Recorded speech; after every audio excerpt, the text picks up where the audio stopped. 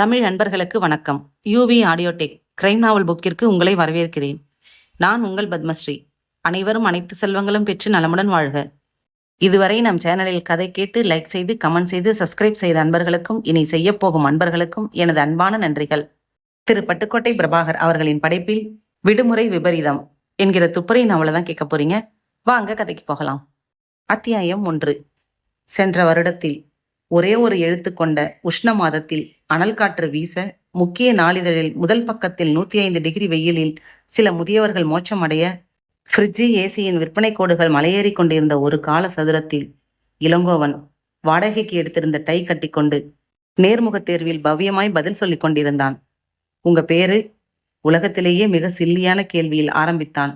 இரட்டை டியூப்லைட்டின் வெளிச்சத்தை தன் முன்மண்டையில் பிரதிபலித்துக் கொண்டிருந்த மேனேஜர் கையில் விண்ணப்ப பாரத்தை வைத்துக்கொண்டு சி. இளங்கோவன் தாடி வைத்திருந்தான். அப்பா பேரு? சிற்றரசு. கண்கள் இடுங்கி இருந்தன. பிஏ என்ன சப்ஜெக்ட்? சரித்திரம். பாதி காதுகளை மூடிய தலைமுடி. இந்த வேலையில மாசத்துக்கு 15 நாள் வெளியூர்கள் போயிட்டு வர வேண்டியிருக்கும். எனக்கு பயணத்துல வாந்தி வராது சார். பணம் புழங்குற வேலை. நாணயமானவன் சார் நான். என்ன எதிர்பார்க்குறீங்க? வேலை. நான் சம்பளத்தை கேட்டேன். 3000. 2000 தான் நாங்கள் நிர்ணயிச்சிருக்கோம். பரவாயில்ல சார். 10,000 ரூபாய் டெபாசிட் கட்ட முடியுமா உங்களால்? வசதி இல்லை சார். இல்லைன்னா யாராச்சும் ஒரு முக்கிய புள்ளி 10,000க்கு கம்பெனி பேருக்கு ஸ்டாம்ப் பேப்பரில் பாண்டு எழுதி தருவாங்களா? அவ்வளவு தூரம் உதவுற முக்கிய புள்ளி யாரையும் எனக்கு தெரியாது சார். 4 வருஷமாக வேலைக்காக அலையிறேன் சார். அப்பா இறந்து 2 வருஷமாச்சு சார். வீட்டில் வயசான அம்மா இருக்காங்க சார். அண்ணன் கல்யாணம் பண்ணிக்கிட்டு மாமனார் வீட்டோட போயிட்டான் சார். ரொம்ப கஷ்டப்படுறோம் சார். ரொம்ப நொந்து போயிருக்கேன் சார். சம்பளம் 1500 கொடுத்தா கூட போதும் சார். நான் நேர்மையா நாணயமா நடந்துப்பேன் சார். என்ன நம்புங்க. கொஞ்சம் இறக்கப்படுங்க சார். துளிர்ந்த கண்ணீரை முழுக்கை சட்டையின் கைமுனையில் துடைத்து கொண்டான். தம்பி, நான் இங்க மேனேஜர். 6000 சொச்சம் சம்பளம் வாங்குறேன். அடுத்த தெருவில் ஒரு வாடகை சைக்கிள் என்னை நம்பி தருவானா? சொல்லுங்க. மொத்தம் 15 பேரை தேர்ந்தெடுக்கிறேன். எல்லார்கிட்டையும் டெபாசிட் இல்லைனா பாண்டு வாங்க சொல்லி எனக்கு உத்தரவு. உங்களுக்கு ஒரே ஒரு சலுகை நான் தர முடியும். மற்றவங்களுக்கு 4 நாள் டைம் தர போறேன். உங்களுக்கு 1 வாரம் டைம் தரேன். பணம் இல்லைன்னா பாண்டுக்கு ஏற்பாடு பண்ண முயற்சி பண்ணுங்க. இல்லை சார், நான் நீங்க போகலாம். இளங்கோவன் பஸ் ஸ்டாப்பில் டீசல் மற்றும் சார்மினார் புகை நடுவில் சிந்தித்தான். கடற்கரையில் கன்னத்தில் கை தாங்கி தூரத்தில் சில்க் அவுட் படகுகளை பார்த்து கொண்டு கவலைப்பட்டான். பின்னிரவில் தனிமை சாலையில் அனாதையாய் நடந்து கொண்டு யோசித்தான். கட்டிலில் குப்பரப்படுத்து கொண்டு தலையணையை ஈரம் செய்து கொண்டு புகைப்பட அப்பாவை வெறித்தான். பிள்ளைக்கு 10,000 சேர்த்து வைத்தீர்களா அப்பா? பெரிய புடலங்காய் லட்சியம். கலைத்திறன் சரஸ்வதியின் வரம். அதை சமர்ப்பணத்திற்கு தான் பயன்படுத்துவேன். காசுக்காக மாட்டேன். உருப்பட்டீர்களா அப்பா? 15 நாட்கள் மெனக்கட்டு சித்திரம் வரைந்து டெல்லி போட்டிக்கு அனுப்பி 3வது பரிசு பெற்றதை இந்தியன் எக்ஸ்பிரஸில் 8வது பக்கத்தில் பார்த்து சந்தோஷப்பட்டு கொண்டீர்கள். சட்டை பாக்கெட் நிரம்பியதா? பத்திரிகை ஆபீஸுக்கு போய் வரைஞ்சா காசு கொடுப்பாங்க. அந்த யோசனைக்கே சீற்றம். போடா, எனக்கு தெரியும். பெருசா சொல்ல வந்துட்டான். கண்டபடி வரைய சொல்வான். என்னால முடியாது. ஹிந்தி வாத்தியாராய் பிரசார சபா நடத்தின பள்ளியில் வேலை பார்த்து கொண்டு வந்த 1000 சொச்சம் எந்த மூளைக்கு? இறந்து போன நீங்கள் விட்டு சென்றது என்னப்பா? ஊர் முழுக்க கடன், உங்கள் ஓவிய உபகரணங்கள், உங்கள் ஓவிய சேகரிப்புகள், வேற என்ன? இளங்கோ மனதில் சின்ன மின்னல். உறங்கிக் கொண்டிருந்த அம்மாவை நடுராத்திரியில் எழுப்பினான். ஏமா, அப்பா சேர்த்து வச்சிருந்த பழைய ஓவியங்களை எல்லாம் வித்தா கொஞ்சம் பணம் கிடைக்காது? அப்பாவை ஞாபகப்படுத்திட்டு இருக்கிறதே அதுதான்ப்பா. உடனே சென்டிமெண்ட்டு. சும்மா இருமா நீ. உடனே ஸ்டூல் போட்டு ஏறி நீளமான அப்பாவின் மரப்பெட்டியை பரணையிலிருந்து இறக்கி தூசு தட்டினான். திறந்தான். கேலண்டர் போல சுருட்டல்களாக 15-20 ஓவியங்கள், சில புத்தகங்கள், சில ஓவியங்களில் ஓரங்களில் செல்லரிக்க துவங்கியிருந்தன. ஒருபடியாய் இருந்தவற்றை தனியாக திரட்டினான். யார் யாரோ வரைந்த பழங்காலத்து ஓவியங்கள். ஒவ்வொன்றையும் பிரித்து பார்த்தான். சிலவற்றில் பின்புறம் சிற்றரசுக்கு அன்புடன் என்று ஆங்கிலத்தில் கையெழுத்துகள் இருந்தன. கலையை துரத்தின அப்பாவே கொஞ்சம் காசையும் துரத்தி இருக்கலாம். சம்பாதிக்கும் விஷயத்தில் ஏமாந்த ஆசாமியாக இருந்து விட்டீர்களே. இதையெல்லாம் விற்கதான் போறியா இளங்கோ? கண்ணீர் ஏந்திய அம்மாவின் விழிகளை தயக்கமாக பார்த்தான். என்னை பொறுத்தவரை இவையெல்லாம் குப்பை, உயிரற்றவை. அம்மாவை பொறுத்தவரை தன் கணவர் ஆசையாய் விரும்பி சேகரித்தவை என்கிற ஒரே ஒரு காரணத்தால் இவை மரியாதைக்குரியவை, உயிரோட்டம் உள்ளவை. எனக்கு வேற வழி இல்லம்மா. மறுநாள் பங்களாக்கள் உள்ள ஏரியாக்களுக்கு சென்றான். வாட்ச்மேனே பேசி துரத்தினான். இவன் அபயக்குரலை கேட்க எவருக்கும் நேரமில்லை. சார், சார், இதெல்லாம் ரொம்ப பழைய ஓவியங்கள் சார். ஃப்ரேம் செஞ்சு மாட்டினா ஹாலே கெட்டப்பா இருக்கும் சார். இப்போ இந்த மாதிரி கிடைக்கவே கிடைக்காது சார். இது மாதிரி இப்போ யாரையாச்சும் வரைய சொல்லுங்க பார்க்கலாம். வேணான்னா போயேன்பா என்று விரட்டுவதிலேயே குறியாக இருந்தார்கள். ஒன்றே ஒன்று கூட விற்க முடியாதவனாக அன்றைய தினத்தின் கடைசி முயற்சியாக அந்த பங்களாவை தேர்ந்தெடுத்தான். நெருங்கினான். கேட் அருகில் யாரும் இல்லை. திறந்து கொண்டு உள்ளே வந்தான். போர்ட்டிகோவை நெருங்கும் போது கன்றுக்குட்டி சைஸில் இருந்த அந்த ஆல்சேஷன் பாய்ந்து வர அதிர்ந்து போய் ஓடத் துவங்கி இடறி விழுந்து பையை தவறவிட்டு சுதாரித்து எழும் முன் ஆல்சேஷன் பாய்ந்து வலது காலின் ஆடு தசையில் முன்பற்களை பதித்தே விட்டது. அலறினான். அதற்குள் வாட்ச்மேன் ஓடி வந்து நாயை இழுத்து பிடிக்க இவன் மயங்கி சரிந்தான். இளங்கோவின் கண் விழித்தது அந்த பங்களாவின் உள் அறையில். காலில் கட்டு, எதிரே கோட் சூட்டில் அந்த பெரிய மனிதர் புன்சிரிப்புடன். அருகில் அவரின் அச்சில் திருத்தப்பட்ட பிரதியாக ஒரு இளைஞன். பயப்படாதேப்பா, வெறினா இல்ல அது. டாக்டர் வந்து ஊசி போட்டார். நாயை கட்டி போடாததுக்காக மன்னிப்பு கேட்டுக்கிறேன். எங்க தப்புதான். உன் பை இதோ இருக்கு. அவசரம் இல்லை. இன்னும் கொஞ்ச நேரம் ரெஸ்ட் எடுத்துட்டு அப்புறமா நீ போகலாம். ஏதாச்சும் சாப்பிட்றியாப்பா? இவ்வளவு இதமான வார்த்தைகளை கேட்டே இராத அவன் காதுகள் தங்கள் உணர்ச்சி பெருக்கை கண்களில் காட்ட ஏற்பாடு செய்தன. ஏன் தம்பி அழற? வலிக்குதா? இல்ல சார். எதுக்கு வந்த நீ? சார், எங்க அப்பா ஒரு ஆர்டிஸ்ட். சுவாமி படங்கள், சிற்பங்கள் மட்டும்தான் வரைவார். நான் பிஏ படிச்சுட்டு 4 வருஷமா வேலை கிடைக்காம அலையிறேன். இப்போ ஒரு வேலை கிடைச்சிருக்கு. அதுக்கு 10,000 ரூபாய் டெபாசிட் கட்டணும். என்கிட்ட பணம் இல்லை. அப்பா விட்டுட்டு போன ஒரே சொத்து இந்த ஓவியங்கள். அவர் விரும்பி சேகரிச்ச பழைய ஓவியங்கள். இதை வித்து பணம் சேர்க்க முடியுமான்னு முயற்சி பண்ண. நாயை விரட்டுற மாதிரி தான் எல்லா இடத்துலையும் விரட்டுறாங்க. மறுபடியும் அவன் அழுதான். அவர் கைகளை கட்டிக்கொண்டு அமைதியாக அவனை பார்த்தார். இளங்கோ தன் அப்பா பற்றி, வேலை வாய்ப்புக்கான பட்ட கஷ்டங்கள் பற்றி விரிவாக உருக்கமாக சொன்னான். எங்க அப்பா நினைவா வீட்டில் இருக்கிறது இந்த ஓவியங்கள் தான் சார். இதை விற்க அம்மாவுக்கு மனசே இல்லை. ஆனா எனக்கு வேற வழி இல்லை. ப்ளீஸ் சார், நீங்களாவது கொஞ்சம் மனசு வைங்க சார். பாருங்க சார், அற்புதமான படங்கள். 1-2 வாங்குங்க சார். அவர் மெல்ல சிரித்தார். எனக்கு இதுலலாம் ஈடுபாடு கிடையாது தம்பி. எனக்கு உதவுறதா நினைச்சு வாங்குங்க சார். டெபாசிட் கேட்குற கம்பெனி அட்ரஸ் என்ன? சொன்னான். இளங்கோ, உனக்கு உதவி செய்யணும்னு தோணுது. ஆனா எனக்கு இந்த ஓவியங்கள் எல்லாம் வேணாம். அந்த கம்பெனியில 10,000 நான் கட்டிட ஏற்பாடு செய்யறேன். இதை இனாமா கொடுத்தா அது உன்னை பொறுப்பில்லாதவனா ஆக்கிடும். கடன் தான் இது. அப்பப்போ கொஞ்சம் கொஞ்சமா நீ திருப்பி கொடுக்கணும். சம்மதமா? தானாக அவனது 2 கரங்களும் அவரை நோக்கி கூப்பின. சார், இந்த உதவியை என் வாழ்நாள் முழுவதும் நான் மறக்கவே மாட்டேன் சார். கடன்னு நீங்க சொல்லிட்டீங்க. அதே சமயம் சும்மா கடன் வாங்காம இந்த ஓவியங்களை அடமானமா வச்சதான் நினைச்சுக்கிறேன். இதெல்லாம் உங்ககிட்டயே இருக்கட்டும். அப்பதான் நான் இன்னும் பொறுப்பா சீக்கிரமா பணத்தை திருப்பி கொடுக்க தூண்டுதலா இருக்கும். வெரி ஸ்மார்ட் என்று அவன் கன்னத்தில் தட்டிவிட்டு தன் மகன் பக்கம் திரும்பினார். சரிப்பா என்றான் அவன். இளங்கோ நன்றியுணர்ச்சியின் மேலீட்டில் மீண்டும் அழுதான். அத்தியாயம் 2. கூட்டினால் 4 வருகின்ற இந்த வருடத்தில், வரியுள்ள 2வது மாதத்தில், இன்னும் நகராமல் பிடிவாதமாக பனியும் குளிரும் ஆட்சி செய்யும் தமிழகத்தை ஆட்சி செய்ய புதிய அரசாங்கம் வந்திருக்கும் காலசதுரத்தில் அழுக்காமல், சலிக்காமல், வலிக்காமல், சுளுக்காமல் நிறுத்தப்பட்ட நிமிடம் முதல் கையை நீட்டிக்கொண்டே இருக்கும் அறிஞர் அண்ணாவுக்கு அருகில் அந்த கட்டிடத்தில் 3வது மாடியில் ஸ்கை டச் ஃபிலிம் டிஸ்ட்ரிபியூட்டர்ஸ் என்று பித்தளை உப்பல் எழுத்துக்களுடன் போர்டு மாட்டியிருந்த அலுவலகத்தில் தனி அறையில் பல்குத்தி கொண்டே போனில் பேசும் கண்ணபிரானை அறிமுகப்படுத்த வேண்டியதில்லை. மற்றவர்களுக்கு மட்டும் 4 வரிகள். மிகச் சின்ன வயதிலேயே சினிமா ஆசையில் வீட்டை பகைத்து திருடி, சினிமாவில் ஏமாந்து, ரிக்ஷா இழுத்து, மாமா வேலை பார்த்து, ஜெகதல பிரதாப நண்பன் முஸ்தாபிடம் கஞ்சா விற்பனை, பெண் விற்பனை என்று தொழில் கற்று, பெங்களூரில் சினிமா டிஸ்ட்ரிபியூட்டராகி பெரிய மனிதராகி, அப்புறம் வேறு சில சட்டத்திற்கு புறம்பான காரியங்களை அவ்வப்போது செய்து சில சமயம் மாட்டிக்கொண்டு அப்படியும் விடுதலையாகும் கண்ணபிரான். கையில் மடக்கின செய்தித்தாள் வைத்திருந்தார். போன் ரிசீவரை ஹோல்டர் பொருத்தி கழுத்தை சாய்த்து தோள்பட்டையில் தாங்கியபடி பேசினார். ஹலோ மிஸ்டர் சக்கரவர்த்தி. எஸ் என்றது மறுமுனை. Good morning. என் பேரு கண்ணபிரான். 4-5 வருஷத்துக்கு முன்னாடி மயிலாப்பூர் டென்னிஸ் கிளப்ல நான் மெம்பரா இருந்தேன். நீங்க விளையாட வருவீங்க. அதுல நாம பழகினதில்ல. ஆனா நேர்ல சந்திச்சா நினைவு வரலாம். மயிலாப்பூர் கிளப்ல 12 வருஷமா நான் மெம்பர். தினம் விளையாட போறதுண்டு. சாரி, உங்க பேர் எனக்கு நினைவு வரலையே. பரவாயில்ல, பேப்பர்ல விளம்பரம்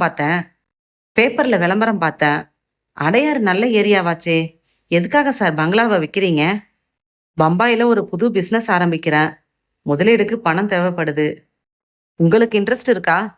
எவ்வளவு விலை நிர்ணயிச்சிருக்கீங்க? நேர்ல முதல்ல பங்களாவை பாருங்க, அதுக்கப்புறம் சொல்றேன். சரி, எப்போ வரலாம்? ஈவினிங் தான் சௌகரியம். ஏன்னா காலையில 8 மணிலேருந்து சாயங்காலம் 5 மணி வரைக்கும் ஷூட்டிங் நடக்குது. 15 நாளைக்கு பேசியிருக்காங்க. ஷூட்டிங்க்கு விட்டுருக்கீங்களா? அப்படின்னா நீங்க குடியிருக்கிறது? அது வேற பங்களா. பெசன் நகர்ல இருக்கு. கரெக்டா 6 மணிக்கு நீங்க அடையாறு பங்களாவுக்கு வாங்க. நான் அங்க அதுக்கு முன்னாடி போய் உங்களுக்காக வெயிட் பண்றேன். பாருங்க, அப்புறம் பேசலாம். சரி சார் என்று வைத்தார்.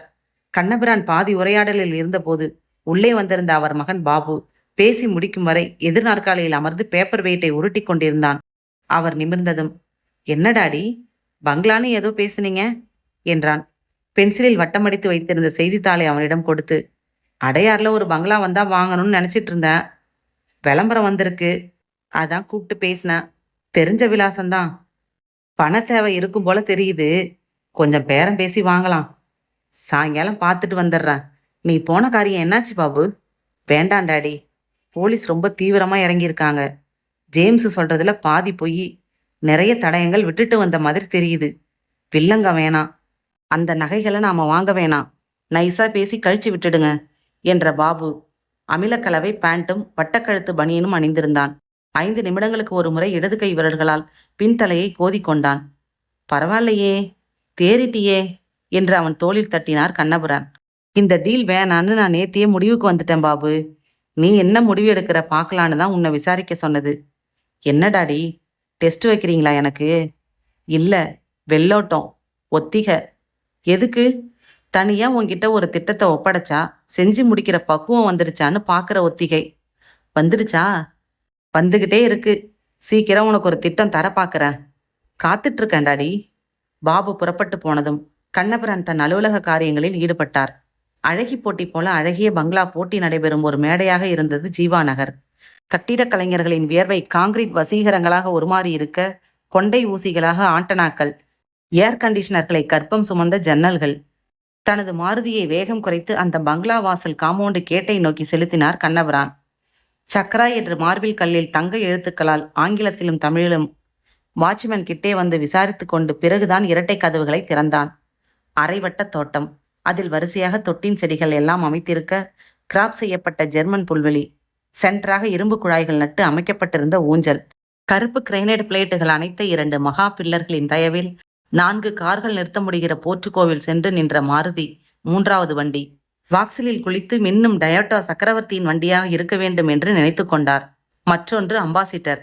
முகப்பு வாசலில் தேக்கு நிலையில் மேல் பகுதி அரைவட்டமாக வளைந்திருந்தது. கண்ணபிரான் காரை விட்டு இறங்கினதும் டை முடிச்சை நேராக்கி கொண்டார். கோட்டை சரி செய்து கொண்டார். உள்ளே வந்தார். வியந்தார். தான் ஏதாவது கனவு காட்சி செட்டிங்கிற்குள் வந்து நிற்கிறோமா என்று பிரமித்தார். மிக உயரமான கூரை, 4 2 பெட்ரூம், வீடே கட்டிவிட முடிகிற பரப்புக்கு hall, furnitures, carpets, paintings. Yes என்றான் ஒரு இளைஞன் உதித்து. மிஸ்டர் சக்கரவர்த்தி 6 மணிக்கு என்ன வர சொல்லியிருந்தார். உங்க பேர் கண்ணபிரானா? ஆமா. உட்காருங்க, மாடிக்கு போயிருக்கார். இப்போ வந்துடுவார். நீங்க யாரு? இந்த பங்களாவுக்கு மேனேஜர். பங்களாவுக்கு மேனேஜரா என்றார் வியப்பாய். ஆமா சார், ஷூட்டிங் நடக்க அனுமதிக்கிறோமே, அவங்க எதையும் சேதப்படுத்தாம கண்காணிக்க வேண்டியிருக்கு. கார்டன் மெயின்டெனன்ஸ், கிளீனிங்க்குன்னு மட்டும் 6 பேர் வேலை பார்க்குறாங்க. அவங்கள மேய்க்கிறதே பெரிய வேலை தானே. ஒரு நாள் ஷூட்டிங்க்கு எவ்வளவு வாடகை? 15,000. தவிர எலக்ட்ரிக் சார்ஜ், கிளீனிங் சார்ஜ் தனியாக வாங்குறோம். இது வரைக்கும் தமிழ், தெலுங்கு, ஹிந்தின்னு 46 படங்களை நடிச்சிருக்கு இந்த பங்களா. Tight call sheet sir. இவ்வளவு நல்ல வருமானம் உள்ள சொத்தை ஏன் விற்கிறாரு? சாரி சார், அது முதலாளியை தான் கேட்கணும். அவன் நகர்ந்தான். கண்ணபிரான் எழுந்து அந்த ஹாலை சுற்றி பார்த்தார். கதவுகளை தொட்டு பார்த்தார். ஓவியங்களை பார்த்தார். மாடிப்படிகளில் இறங்கி வந்தார் சக்கரவர்த்தி. வெள்ளை சபாரி உடை அணிந்திருந்தார். தங்க ஃப்ரேமில் கண்ணாடி. தலையில் ஆங்காங்கே சில சுயேட்சை நரைகள். அருகில் மற்றொரு இளைஞர் இருந்தார். கண்ணபிரான் கைக்குலுக்கி அறிமுகப்படுத்தி கொண்டார். இவர் டொமினிக் லூயிஸ், இன்ஜினியர். இவர் தான் இந்த பங்களாவை கட்டினது என்று அறிமுகப்படுத்தினார் சக்கரவர்த்தி. 1/4 மணி நேரம் அவரவர் தொழில் பற்றி பேசிவிட்டு பங்களாவை சுற்றி பார்த்தனர். சக்கரவர்த்தி ஒவ்வொரு பகுதியாக நிதானமாக நடத்தி சென்றார். பொருள்கள் சேகரிக்க சிரமப்பட்டதை, எலக்ட்ரிசிட்டி வாங்க போராடினதை, முதலில் வேறு டிசைன் போட்டு இம்ப்ரூவ் செய்ததை, ஒரு டூரிஸ்ட் கைடு போல சுவையாக சொல்லிக்கொண்டே வந்தார். முழு பங்களாவை சுற்றி பார்த்துவிட்டு மீண்டும் ஹாலில் சோபாவில் அமர்ந்தார்கள். என்ன மிஸ்டர் கண்ணபுரான், பங்களா பிடிச்சிருக்கா? இந்த பங்களாவை பிடிக்கலன்னு சொல்றவன் குருடன். பத்திரத்துல எந்த வில்லங்கமும் இல்ல, என் பெயர்ல தான் இருக்கு. நீங்க பத்திரப்பதிவு அலுவலகத்துல சர்டிபிகேட் எடுத்து பார்த்துக்கலாம். நம்ம வக்கீல் அதெல்லாம் பார்த்துப்பார் சார். முக்கியமான விஷயத்துக்கு வாங்க. ஏரியா தெரியும், எத்தனை கிரவுண்டுன்னு தெரியும், விலை என்ன எதிர்பார்க்குறீங்க? பேப்பர் விளம்பரத்துக்கு முன்னாடியே 7-8 பார்ட்டிகள் வந்து பார்த்தாங்க சார். ஓப்பனா சொல்றேனே, அதிகபட்சம் யார் கேட்குறாங்களோ அவங்களுக்கு தருவேன். நீங்களும் அப்படிதானே செய்வீங்க? கடைசியா 44.5 வரைக்கும் கேட்டிருக்காங்க. அதிகம் சார். இந்த ஏரியாவுக்கு இது நார்மலான ரேட் சார். காலிமனையே கிரவுண்டுக்கு 15க்கு மேலே போகுது சார். ஒரு சந்தேகம், நீங்க சொல்ற விலை இந்த பர்னிச்சர்கள் எல்லாம் சேர்த்து தானே? ஆமா, ஆனா சோத்துல மாட்டி இருக்கிற 12 பெயிண்டிங்கை மட்டும் கழட்டிக்குவேன். ஏன் அப்படி? அது ஒரு சின்ன கதை. போன வருஷம் ஒரு பையன் வேலைக்கு டெபாசிட் கட்ட பணம் வேணும்னு அந்த ஓவியங்களை எல்லாம் எடுத்துட்டு வந்தான். அவங்க அப்பா சேகரிச்சதான். அடமான மாதிரி வச்சுட்டு பணம் கட்ட ஏற்பாடு செஞ்சேன். 3 மாசம் கழிச்சு விசாரிச்சா அந்த கம்பெனியே இல்லை, ஃப்ராடு கம்பெனியா. போலீஸ் மூடி சீல் வச்சுட்டாங்க. அந்த பையன் வீட்டு விலாசத்துல விசாரிச்சா காலி பண்ணிட்டு போயிட்டதா தெரிஞ்சுது. அந்த பையன் அப்புறம் வரவே இல்லை. கம்பெனி மூடினதால வேலை போயிருக்கும். அதனால வாங்கின கடனை திருப்பி தர முடியாம என்னை சந்திக்க தயங்கிக்கிட்டு எங்கேயோ போயிருக்கணும். பின்ன என்ன, நான் நாணயத்துக்கு ரொம்ப கட்டுப்பட்டவன். அந்த பையன் எப்படியும் வருவான்னு எனக்கு தோணுது. அப்படி வந்து கேட்டா பங்களாவோட சேர்த்து வித்துட்டேன்னு சொல்றது அசிங்கம். அதான். ரொம்ப நேர்மையானவரா இருப்பீங்க போல இருக்கே. ஓவியத்தை விடுங்க, கடைசியா ஒரு வேளை மனசுல வச்சிருப்பீங்க, அதை சொல்லுங்க. நான் யோசிச்சு ஒரு வாரத்துல பதில் சொல்றேன். 44க்கு குறைஞ்சு நான் இந்த பங்களாவை விற்கிறதா இல்லை சார். அதான் நான் மனசுல வச்சிருக்கிற ஃபைனல் பிரைஸ். கண்ணபுரான் எழுந்து கொண்டார். கைகூப்பி விடை பெற்றார். காரில் திரும்பும்போது மனதில் சில கணக்குகளை போட்டு பார்த்தார். 44 அதிக விலையாகவே பட்டது. 40க்கு மேல் கொடுப்பவன் முட்டாள் என்று நினைத்தார். தான் அந்த முட்டாளாக விரும்பவில்லை. அந்த பங்களாவை வாங்குகிற எண்ணத்தை விலக்கி கொண்டு விட்டார். இரவு சாப்பாட்டுக்கு பிறகு அந்த வெளிநாட்டு புத்தகத்தை புரட்டும் வரை. அத்தியாயம் 3. அந்த நட்சத்திர ஹோட்டல் நீச்சல் குளத்தில் 4 மூலைகளிலிருந்தும் நீல வெளிச்சம் தண்ணீரில் வைர செதில்களை உருவாக்கி கொண்டிருந்தன. டைவிங் போர்டிலிருந்து எம்பி ஒரு வட்டம் அடித்து சொய்யென்று மீன் கொத்தி போல தண்ணீர் கண்ணாடியை உடைத்து கொண்டு உள்ளே போய் உள் பரப்பிலேயே கொஞ்ச தூரம் நீந்தி பிறகு மேற்பரப்புக்கு வந்தான் கண்பத். மல்லாந்து மெதுவாக 2 கால்களையும் இணையாக அசைத்து கொண்டு சற்று நேரம் அப்படியே இருந்தான். நட்சத்திரங்கள் தூவின வானத்தை பார்த்தான். 10 நிமிடங்கள் கழித்து இரும்பு படிகள் ஏறி மேலே வந்தான். பிளாஸ்டிக் சாய்வு நாற்காலியில் சில நிமிடங்கள் கிடந்தான். பிறகு எழுந்தான். உடைமாற்றும் அறைக்கு சென்று துவட்டி கொண்டான். முழங்கால் வரை வந்த நீளமான அங்கியை அணிந்து கொண்டான். அதன் விசாலமான பாக்கெட்டில் கை செலுத்தி வாட்ச் எடுத்து கட்டி கொண்டான். சிகரெட் எடுத்து பற்ற வைத்து கொண்டான். கனமான தகடு இணைந்த அரை சாவியை தொட்டு பார்த்து கொண்டான்.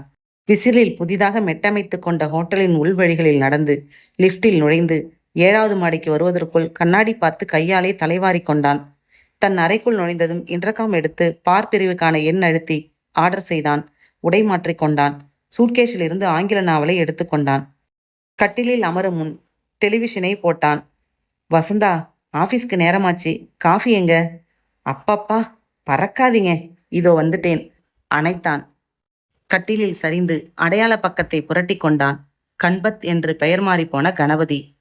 கண்பத்தை பிளாஷ்பேக்கில் பார்த்தால் ஒரு விரும்பக்கூடிய ஹீரோ. குருட்டு கிழவி ரோட்டை கடக்க உதவியவன். தமிழ் பேரவையில் செயலாளராக இருந்து பாரதி நினைவு பிறந்த நாளுக்கு விழா எடுத்தவன். 1000 சொச்சம் இருந்த மணிப்பர்சை சப்வேயில் கண்டெடுத்து 30 ரூபாய் ஆட்டோவுக்கு செலவு செய்து விலாசதாரரிடம் சேர்த்தவன். தபால் ஆபீஸில் தினம் 1/2 மணி நேரம் மணி ஆர்டர் ஃபாரம் நிரப்பி தந்தவன். MA ஆங்கிலம் முதல் வகுப்பில் தேறியவன். வேலை கிடைக்குமா வேலை என்று தெருவில் கூவாத குறையாக 6 வருடங்கள் அலைந்த போதுதான் ஏன் படித்தோம் என்ற கேள்வி எழுந்தது.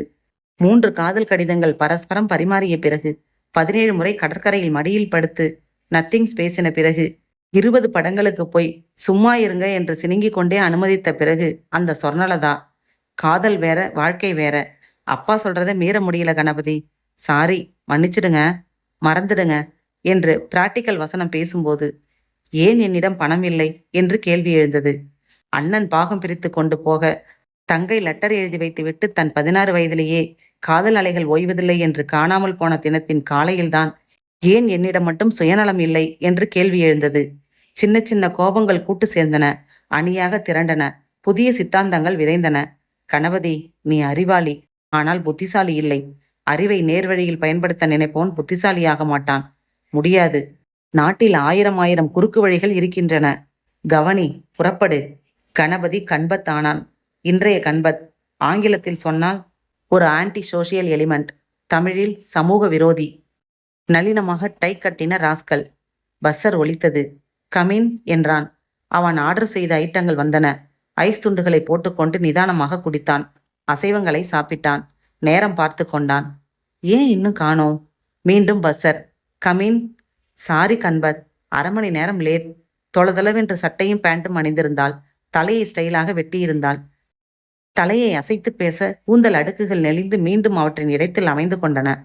இரத்தத்தை முத்தமிட்டிருந்தாள். ஒற்றை காலால் கதவை சாத்தினாள். வந்து சுவாதீனமாக அவன் புதைந்து கொண்டிருந்த சிகரெட் வாங்கி தன் உதட்டில் வைத்துக்கொண்டு, கோவமில்லையே? கோவப்பட நீ என்ன என் பொண்டாட்டியா? இடைக்கால பொண்டாட்டி. என்ன கல்யாணம் பண்ணிக்கிறியா கண்பத்? மாட்டேன். ஏன்? நான் அழகா இல்லையா? அழகு உடம்ப மட்டும் பொருந்துறது இல்லை. நான் மோசமானவதான். என்னை கல்யாணம் பண்ணிக்க. அன்னையிலேருந்து ஏகப்பத்தின விருதம். உன்கிட்ட பிடிக்காதே இந்த பேச்சு தான். அடித்த டெலிஃபோனை வெறுப்புடன் எடுத்தான். ஹலோ கண்பத், பாபு பேசுகிறேன். என்ன பாபு, அப்பா வர சொன்னாரா? அப்பா வர சொன்னாதான் வருவியா? நீ கூப்பிட்டாலும் வருவேன். முதலாக டேடி ஒரு ப்ராஜெக்ட் என்கிட்ட ஒப்படைச்சிருக்கார். உன்னை வச்சு தான் அதை முடிக்க போகிறேன். என்ன பண்ணிட்டு இருக்க? அட்டை இல்லாத புஸ்தகம் ஒன்றை படிச்சிட்டு இருக்க. அவன் ஓமனத்தை ரசித்து சிரித்தாள் வாய்விட்டு. என்ன அது சிரிப்பு சத்தம்? பொம்பளையா? சேச்ச, டிவியில் செய்தி வாசித்து முடிச்சிட்டு சிரிக்கிறாங்க. உளராத, சத்தமாவா சிரிப்பாங்க? சரி, படிச்சிட்டியா? எதை? புஸ்தகத்தை தான். 28ஆம் பக்கத்தில் இருக்க. 15 நிமிஷத்தில் பேண்ட் மாட்டிக்கிட்டு புறப்படுற. நேராக இங்கே வர. கண்பத் ரிசீவரை வைத்துவிட்டு இந்த ரிசீவரை கவனித்தான். அத்தியாயம் 4. படி நிதானமா என்றான் பாபு. தரப்பட்ட அந்த ட்ரையோ ஆங்கில மாத இதழில் மடக்கப்பட்ட பக்கத்தை நிதானமாக படித்தான் கண்பத். பாரிஸ் நகரத்தில் பழம்பொருள் சேகரிப்பாளர் ஜான் மெர்வின் வர்த்தகத்தில் பெரிய நஷ்டம் அடைந்ததால் தனது அரிய சேகரிப்பு பொருள்களை ஏலம் விட்டார். அந்த பொருள்கள் அவருக்கு அவரே எதிர்பார்க்காத அளவிற்கு நிறைய பணம் ஈட்டி தந்தது. ஏலத்தில் மிக அதிக விலைக்கு விற்கப்பட்ட பொருள் ஒரு ஓவியம். ஜெர்மன் தேசத்து ஓவியர் ஹீல் பிரிச்சோடாவின் உறங்கும் இரவு என்ற கேன்வாஸ் ஓவியம் அது. ஏலத்தில் எடுக்கப்பட்ட தொகை 5,60,000 பிராங்கஸ். அதை ஏலத்தில் வாங்கியவர் அதே பாரிஸ் நகரத்தை சேர்ந்த சார்ஜ் டி சில்வா. அவரை நமது நிருபர் பேட்டி கண்டார். சார்ஜ் டி சில்வா அவர்களே, நீங்கள் பழம்பெரும் பொருட்கள் சேகரிப்பவரா? இல்லை. பிறகு இந்த ஓவியத்தை ஏன் வாங்கினீர்கள்? நான் ஓவியர் ஹீல் பிரிச்சோடாவின் பரம ரசிகன். அவர் சம்பந்தப்பட்ட பொருட்கள், அவர் உபயோகித்த உடைகள், எழுதின கடிதங்கள், அவரின் ஓவியங்கள் என்று மட்டும் சேகரித்து வருகிறேன். ஏலத்தில் போட்டி இருந்ததா? நிச்சயமாக. ஹீல் பிரிச்சோடாவிற்கு உலகம் முழுவதும் ஏராளமான ரசிகர்கள் இருக்கிறார்கள். அவர்களில் என்னை போன்ற ஆர்வமான பணக்காரர்களும் நிறைய உண்டு. வெஸ்ட் பென்னரில் இருக்கும் ஃபூசோ பெர்னாண்டஸ் தான் முக்கிய போட்டியாளராக இருந்தார். கடைசி வரை ஏலத்தில் பங்கு கொண்டு சோர்ந்து போனார். அவரிடமும் என்ன அளவுக்கு கலெக்ஷன்கள் இருக்கின்றன. ஹீல் பிரிச்சோடாவின் முழுமையான கலெக்ஷன் உங்களிடம் இருப்பதாக சொல்ல முடியுமா? முடியாது. 50% வரைதான் சேகரித்துள்ளேன். அவரே எழுதின தனது புத்தகத்தில் தான் இறுதியாக வரைந்த ஓவியத்தை பற்றி குறிப்பிட்டுள்ளார். தன் இறுதி நாட்களில் கை நடுங்கும் காரணமாக அவரால் வரைய இயலவில்லை. ஹாலிடே டேஞ்சர் என்ற தலைப்பில் அவர் வரைந்த கடைசி ஓவியத்தை இந்தியா சென்றபோது வரைந்திருக்கிறார். பல கிலோமீட்டர் தூரத்தில் வந்து சந்தித்த ஒரு ஆர்வமான ரசிகருக்கு அந்த விடுமுறை விபரீதம் ஓவியத்தை பரிசாக கையெழுத்திட்டு அழுத்திவிட்டதாக குறிப்பிட்டுள்ளார். அந்த கடைசி ஓவியத்தை நானும் எவ்வளவோ முயற்சிகள் எடுத்துக்கொண்டும் யாரிடம் இருக்கிறது என்று கூட தெரிந்து கொள்ள முடியவில்லை. அந்த ஓவியம் இறுதி ஓவியம் என்பதால் முக்கியத்துவம் அதிகம். அது என் கலெக்ஷனில் சேர்ந்துவிட்டால் நான் மற்றவர்களை காட்டிலும் அதிக சேகரிப்பு வைத்துள்ளதாக பெருமைப்பட்டு கொள்ள முடியும். அந்த ஓவியம் உங்கள் சேகரிப்பில் சேர எங்கள் பத்திரிகையின் சார்பில் வாழ்த்துக்கள். நன்றி. புகைப்படங்கள் எதுவும் இடம்பெறாத அந்த அரைப்பக்க கட்டுரையை வாசித்து முடிந்ததும் கண்பத் புருவங்கள் நெளிய பாபுவை பார்த்தான். அந்த ஓவியத்தை தேடுறதுதான் ப்ராஜெக்டா பாபு? இல்ல, சாமர்த்தியமா கிளப்புறது தான். What to you mean? அது இருக்கிற இடம் தெரியுமா? அதிர்ஷ்ட தேவதை தானா வந்து டாடியை பார்த்து கண்ணடிச்சிருக்கா கண்பத். ஸ்ட்ரைட்டா வந்துடணும் எனக்கு. அடையாறில் ஒரு பங்களா விலைக்கு வாங்கறதுக்காக போய் பார்த்தா அங்கே நிறைய கேன்வாஸ் பெயிண்டிங்கில் ஃப்ரேம் போட்டு மாட்டி இருந்திருக்கு. டாடி வீட்டுக்கு வந்து எதாச்சும் அன்னைக்கு தபால்ல வந்த இந்த பத்திரிக்கையை புரட்டி இருக்கார். ஹாலிடே டேஞ்சர் என்ற தலைப்பு எழுதி ஒரு பெயிண்டிங் அங்கே பார்த்தது நினைவுக்கு வந்திருக்கு. மறுநாள் அங்க போய் வாட்ச்மேன் கிட்ட சொல்லிட்டு சுத்தி பார்க்குற மாதிரி நல்லா அந்த ஓவியத்தை கவனிச்சிருக்கிறார். ஹீல் பிரிச்சோடான்னு ஓவியத்துல கையெழுத்து இருக்கான். ரியலி? அந்த ஓவியம் அங்க எப்படி வந்துச்சுங்கிறதுக்கு ஒரு பின் கதை இருக்கான். சக்கரவர்த்தி சொன்னதை அப்படியே கண்ணபிரான் சொன்னதை அப்படியே பாபு சொன்னதும். அப்படின்னா அந்த பையனோட அப்பா தான் ஹீல் பிரிச்சோடா கிட்ட பரிசா ஓவியம் வாங்கிட்ட ரசிகரா? அத்தே, அந்த ஆள் செத்துட்டார். இந்த பையன் அடகு வச்சவனுக்கு அந்த ஓவியத்தோட மதிப்பு தெரியாது. சக்கரவர்த்திக்கும் ஓவியங்களை பத்தி எதுவும் தெரியாது இல்லையா? அதே. My God! அப்போ அந்த பங்களாவுல யாருக்கும் மதிப்பு தெரியாத பல லட்சக்கணக்கில் மதிப்புள்ள ஓவியம் தேமன் தொங்கிட்டு இருக்கு. அவன் பேர் என்ன? பத்திரிகையை புரட்டி பார்த்தான். George de Silva. எவ்வளோ பிராங்கஸ் கொடுத்து வாங்கியிருக்கான் தெரியுமா? சொல்லு. இந்திய மதிப்புல கிட்டத்தட்ட 14 லட்சம். வாவ்! இந்த கடைசி ஓவியம் ஒரு பிரஸ்டீஜியஸ் ஓவியம். இதுக்கு இன்னும் அதிகமா விலை கூட அவன் தருவான் பாபு. இதுதான் ப்ராஜெக்ட் கன்பத். Very interesting. முதல்ல ஜார்ஜ் டி சில்வா விலாசம் வாங்கணும். டாடி வாங்கியாச்சு ஃபோன்ல. நேரடியா பேசியாச்சா? இல்ல, ஓவியம் கைக்கு வந்த பிறகுதான் பேசணும்னு சொன்னார். ரைட், இறங்கிடலாமா? திட்டம் என்ன அதை சொல்லு. முகமூடி போட்டுக்கிட்டு ராத்திரில போனா வாட்ச்மேன் மட்டும்தான் இருப்பான். அவனை மடக்கிட்டு உள்ள போய் அடிச்சிட்டு வந்துடலாமா? அதை விட பைத்தியக்காரத்தனமான வேலை வேற எதுவுமே இல்லை. ஏன்? அந்த ஓவியம் திருட்டு போகக்கூடாது பாபு. ஆனா அது நம்ம கிட்ட இருக்கணும். எலெக்ஷன் மீட்டிங் நிறைய கேட்டியா? பாபு, இந்த புத்தகத்துக்கு தமிழ்நாட்டில் எத்தனை பேர் சந்தா கட்டுறாங்கன்னு தெரியாது. ஆனா பெரிய பத்திரிகை ஆபீஸ்கள்ல உலகத்துல வெளிவர்ற குறிப்பிடத்தக்க பத்திரிகைகள் பூராவும் சந்தா கட்டி இருப்பாங்க. யாராவது ஒரு உதவி ஆசிரியரை இந்த செய்தி கவர்ந்து தமிழாக்கம் செஞ்சு வெளியிடலாம். அப்போ எல்லாருக்கும் ஓவியத்தோட மதிப்பு தெரிய வரும். அதுல சில பேர் இந்த பங்களாவையே பார்க்கலாம். ஏன், சக்கரவர்த்தியை கூட முழிச்சுக்கலாம். அதனால ரொம்ப குயிக்கா, ரொம்ப சாமர்த்தியமா இதை நடத்தணும். எதை? ஒரிஜினல் ஓவியத்தை எடுத்துட்டு டூப்ளிகேட் ஓவியத்தை வைக்கிறத. டூப்ளிகேட் ஓவியமா? எஸ். அது எப்படி தயார் செய்ய முடியும்? முடியும். அதான் எப்படி? அது ஏன் தலைவலி பாபு. பாதி ஏற்பாடுகள் ஆனதும் சொல்றேன். டெர்ம்ஸ் என்ன? நீயே சொல்லிடு கன்பத்.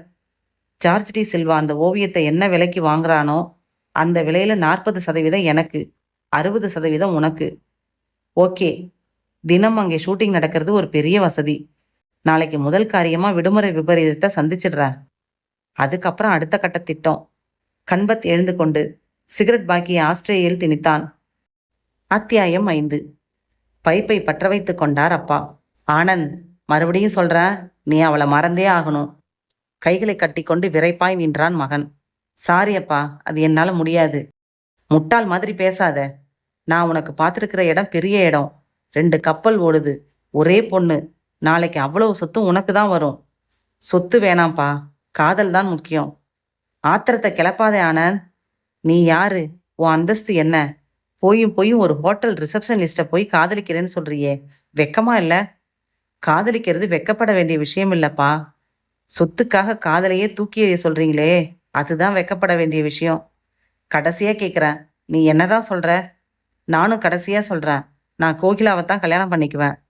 நான் மறுத்தாலும் அவளை தான் கல்யாணம் பண்ணிக்குவேன். ரைட், பார்க்குறேன். இந்த கல்யாணம் எப்படி நடக்குதுன்னு பார்க்குறேன். சொந்த பிள்ளைக்கிட்டே சவாலா? ஆமா, சவால் தான். உன்னால முடிஞ்சா அவளை கல்யாணம் பண்ணிட்டு பார்க்குற? Okay, it's A challenge. எண்ணி 7 நாள்ல நாங்கள் தம்பதியாக வரோம். ஆசீர்வாதம் பண்ண தயாரா இருங்க. தயாரா இருக்க மைடியர் சன். ஆனா ஆசீர்வாதம் பண்ண இல்லை, என் அனுதாபங்களை சொல்ல. பார்க்கலாம் என்று மகன் ஃப்ரேமை விட்டு இடதுபுறத்தில் கோபமாய் வெளியேற, கட் என்று விசிலை ஊதினார் டைரக்டர் குமாரன். கேமரா அடுத்த ஷாட்டுக்கு இடம் நகர்த்தப்பட்டது. கலைஞர்கள் தங்கள் நாற்காலியில் அமர்ந்தார்கள். காத்திருந்த ரிப்போர்ட்டர் டைரக்டரை அணுகினார். எவ்வளோ தூரத்தில் சார் இருக்கு படம்? இது செகண்ட் ஷெட்யூல். நல்லா வந்திருக்கு. எல்லாரும் ரொம்ப நல்லா கோஆப்ரேட் பண்ணுறாங்க. கதை என்ன சார்? லவ் சப்ஜெக்ட் தான். என் பாணியில் கொஞ்சம் வித்தியாசமாக ப்ரெசன்ட் பண்ணுறேன். அற்புதமான கிளைமேக்ஸ் இதில். அதை சொல்லக்கூடாது. இந்த பங்களா இன்னும் எத்தனை நாள் ஷூட்டிங்? இன்னும் 4 நாளைக்கு. ரைட். கேமராமேன் அழைக்க அவரிடம் சென்று விவாதிக்க துவங்கினார். மாலை 5 மணி வரை மேலும் 4 ஷாட்ஸ் எடுக்கப்பட்டதும் பேக்கப் சொல்லப்பட்டது. அந்த பங்களாவின் ஒரு அறையில் விளக்குகள், டிராலிகள், நாற்காலிகள், இதர கருவிகள் வைக்கப்பட்டன. கேமரா மற்றும் முக்கிய பொருள்கள் வெளியே காத்திருந்த சினி ஆர்ட்ஸ் பிக்சர்ஸ் என்று எழுதின வேனில் ஏற்றப்பட்டன. கார்கள் புறப்பட்டன. பங்களாவின் மேனேஜர் 1 மணி நேரத்தில் நபர்களை வைத்து அந்த ஹாலை சுத்தப்படுத்திவிட்டு தன் பைக்கில் புறப்பட்டார். பங்களாவின் வாட்ச்மேன் தவிர மற்ற எல்லா பணியாளர்களும் சென்றுவிட்ட போது மாலை மணி 6:30. ஹாலில் புறப்பட்ட மாடிகளுக்கு அருகில் கிரீம் நிற சுவற்றில் 18 இன்ச்சுக்கு 24 இன்ச்சு சைஸில் அகலவாக்கில் நேர்த்தியான வேலைப்பாடுகள் கொண்ட ஃப்ரேம் சட்டங்களுக்குள் சிறைப்பட்டிருந்த அந்த விடுமுறை விபரீதத்தில் ஒரு ஏரி, மரத்தால் ஆன நவீன குடில், அதன் வாசலில் ஒரு கார், ஏரி கரையோரமாக தொப்பி வைத்த ஒரு முதியவர், அவர் கையில் மீன் பிடிக்கும் நவீன ரக தூண்டில், குடிலுக்கு அருகில் வரிசையாக அடர்த்தியான மரங்கள், அதில் ஒரு மரத்தின் பின்னால் இருந்து துப்பாக்கியுடன் ஒரு கை மட்டும் நீண்டிருக்கிறது. துப்பாக்கி முதியவரை குறிபார்க்கிறது. இந்த காட்சி வர்ணங்களை தத்ரூபமாக தாங்கியிருக்க விடுமுறை விபரீதம் அன்றைய இரவின் விபரீதத்திற்காக மௌனமாக காத்திருந்தது. அத்தியாயம் 6. பற்களின் தூய்மையான வெண்மைக்கும் துர்நாற்றம் தவிர்ப்பதற்கும் எந்த பர்பஸை வழிய வழிய பிதுக்கி எடுத்து பல் துலக்க வேண்டும், அதன் பிறகு காதலியிடம் எப்படி ஊதி காட்ட வேண்டும் என்று சொல்லிக் கொண்டிருந்த போது அவர்கள் இருவரும் உள்ளே வந்தார்கள். ஜெர்கின் பீக் தொப்பி அணிந்திருந்தான். கம்மீஸ் இல்லாமல் தொளதள சல்வார் அணிந்திருந்தான். டார்ச் வெளிச்சம் காட்டின பாதையில் தத்தி தத்தி D17 D18களில் அமர்ந்து கொண்டார்கள். அவளின் சென்று அந்த டி வரிசை முழுவதையும் திரும்பி பார்க்க வைத்தது. தலைவலி, சுளுக்கு எல்லாவற்றுக்கும் ஒரே பசையை தடவி உபாதை விலகி புன்சிரித்த போது அவன் கை அவள் கையிடம் ரகசியம் ஆரம்பித்தது. வினு என்றான் கழுத்தை சாய்த்து. போன தடவை சொன்ன, மறந்துட்டியா என்றான் குறைந்த குரலில். என்ன சொன்னீங்க? சினிமா ப்ரோக்ராம்னா சேலை தான் கட்டணும்னு. ஏன்? அதுதான் வசதி. அபி, விஷமம் வேணாம். இன்னைக்கு நிஜமாவே படம் பார்க்க போறேன். நீ பாரு, உன்னை நான் பார்க்குறேன். அபி ப்ளீஸ், இதெல்லாம் பொய் சினுங்கள். எனக்கு தெரியும் யூ லவ் மீ. அதுக்காக பொது இடத்துலையா? வினு என்றவன் உதடுகள் அவன் காதிற்கு 3 மில்லிமீட்டர் தூரத்தில் இருந்தது. அவள் உஷ்ண மூச்சை உணர்ந்து திரும்ப கன்னத்தில் ஓசையின்றி பூ தொட்டதை போல் ஒரு முத்தம். அபி, என்னை படம் பார்க்க விட போறதில்ல நீங்க. எஸ். பென்சிட்டுக்காரன் எட்டி எட்டி நம்மளையே பார்க்குறான் அபி. பார்க்கட்டும், சூடாகட்டும், பொறாமப்படட்டும். போயிடலாம் அபி. சரி. இருவரும் எழுந்து வெளியே வந்தார்கள். மாலை வெயில் மஞ்சள் அடித்தது. இருட்டிலிருந்து வந்தது கண்கள் கூசியது. அபிலாஷ் தன் காரில் அமர்ந்து கொள்ள அருகில் அமர்ந்து கொண்டாள் வினிதா. புறப்பட்டது. கதவு திறந்ததும் சாலையில் இணைந்தது.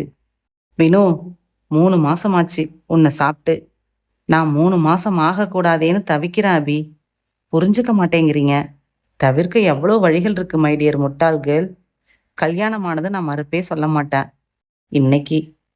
வினு ப்ளீஸ், இன்னைக்கு. எங்கே? போன தடவை மாதிரி எங்க அடையாறு பங்களா. இப்ப மணி என்ன? 6:30. உன்னை ஹாஸ்டல்ல விட்டுடுறேன். அன்னைக்கு மாதிரியே உங்க வாட்ச்மேனுக்கு பணம் கொடுத்துட்டு சரியா 9:30க்கு வந்துடு. நான் 9க்கெல்லாம் அங்கே போயிடுவேன். பணம் கொடுத்து வாட்ச்மேனை சினிமாவுக்கு அனுப்பிடுறேன். ஷூட்டிங் நடக்குதுன்னு சொன்னீங்களே, அது 5 மணியோட சரி. 6:30க்கெல்லாம் வாட்ச்மேன் தவிர எல்லா வேலைக்காரங்களும் போயிடுவாங்க. அபி, உங்களுக்கு பொறுமையே கிடையாது.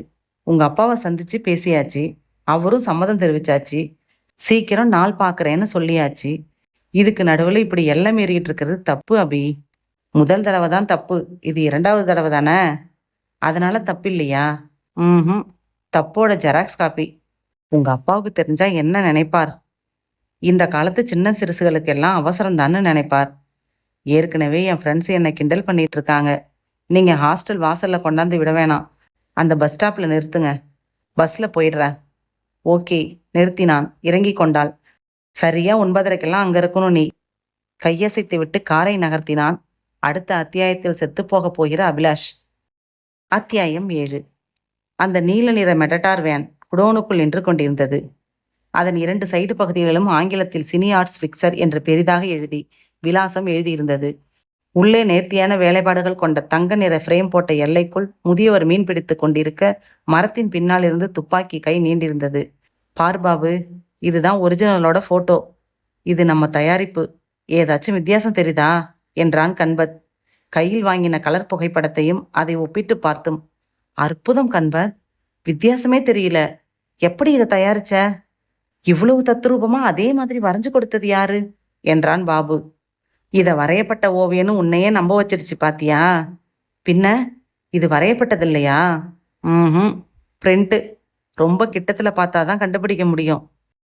உயரத்துல மாட்டியிருக்கிற இத ஒரு அடி தூர அருகாமையில யார் போய் பார்க்க போறா? தூரத்துல இருந்து பார்த்தா எந்த கொம்பனாலையும் வித்தியாசம் கண்டுபிடிக்க முடியாது. எப்படி சாதிச்ச கண்பர்? இப்ப விவரம் சொல்ல நேரம் இல்ல. இது சாதிப்புல ஒரு பகுதி. இனிமே தான் முக்கியமான வேலை இருக்கு. மணி என்ன? 8 போகுது. புறப்பட்டா சரியா இருக்கும். நான் சொன்னதுல எதுவும் சறுக்கல் இல்லையே. தாடி ஒட்டியாச்சு, ஹேர் ஸ்டைல் மாத்தியாச்சு, நம்ம ஒரிஜினல் அடையாளங்களே தொலைச்சாச்சு. அதே மாதிரி வேனும் தயாரிச்சாச்சு. அதே நம்பர் பிளேட்டை மாட்டியாச்சு. எனக்கு உதைக்கிற ஒரே இடம் அந்த வாட்ச்மேனை சமாளிக்கிறது தான். பாபு, அதே நம்பரோட அதே வேன். 10 நாளா தினம் ஷூட்டிங்க்கு பொருட்கள் கொண்டு வந்து எடுத்துட்டு போயிட்டு இருக்கிற வேன். நிச்சயமா உனக்கு சந்தேகம் வராது. என் பொய்ய சுலபமா நம்புவான். நம்புவான். அவனை ஒரு 5 நிமிஷத்துக்கு அப்புறப்படுத்தணுமே. அவனும் நம்ம கூடவே இருந்தா ஓவியத்தை எப்படி மாத்துறது? இங்க பார். கண்பத் தன் ஸ்வெட்டரை உயர்த்தி காட்டினான். இடுப்பில் ரிவால்வர் செருகப்பட்டிருந்தது. அதை காட்டி மிரட்டலான்னு சொல்றியா? அது கடைசி வழி. அதுக்கு அவசியம் இருக்காது பாபு. ஏறு வண்டியில. ஸ்டார்ட் செய்.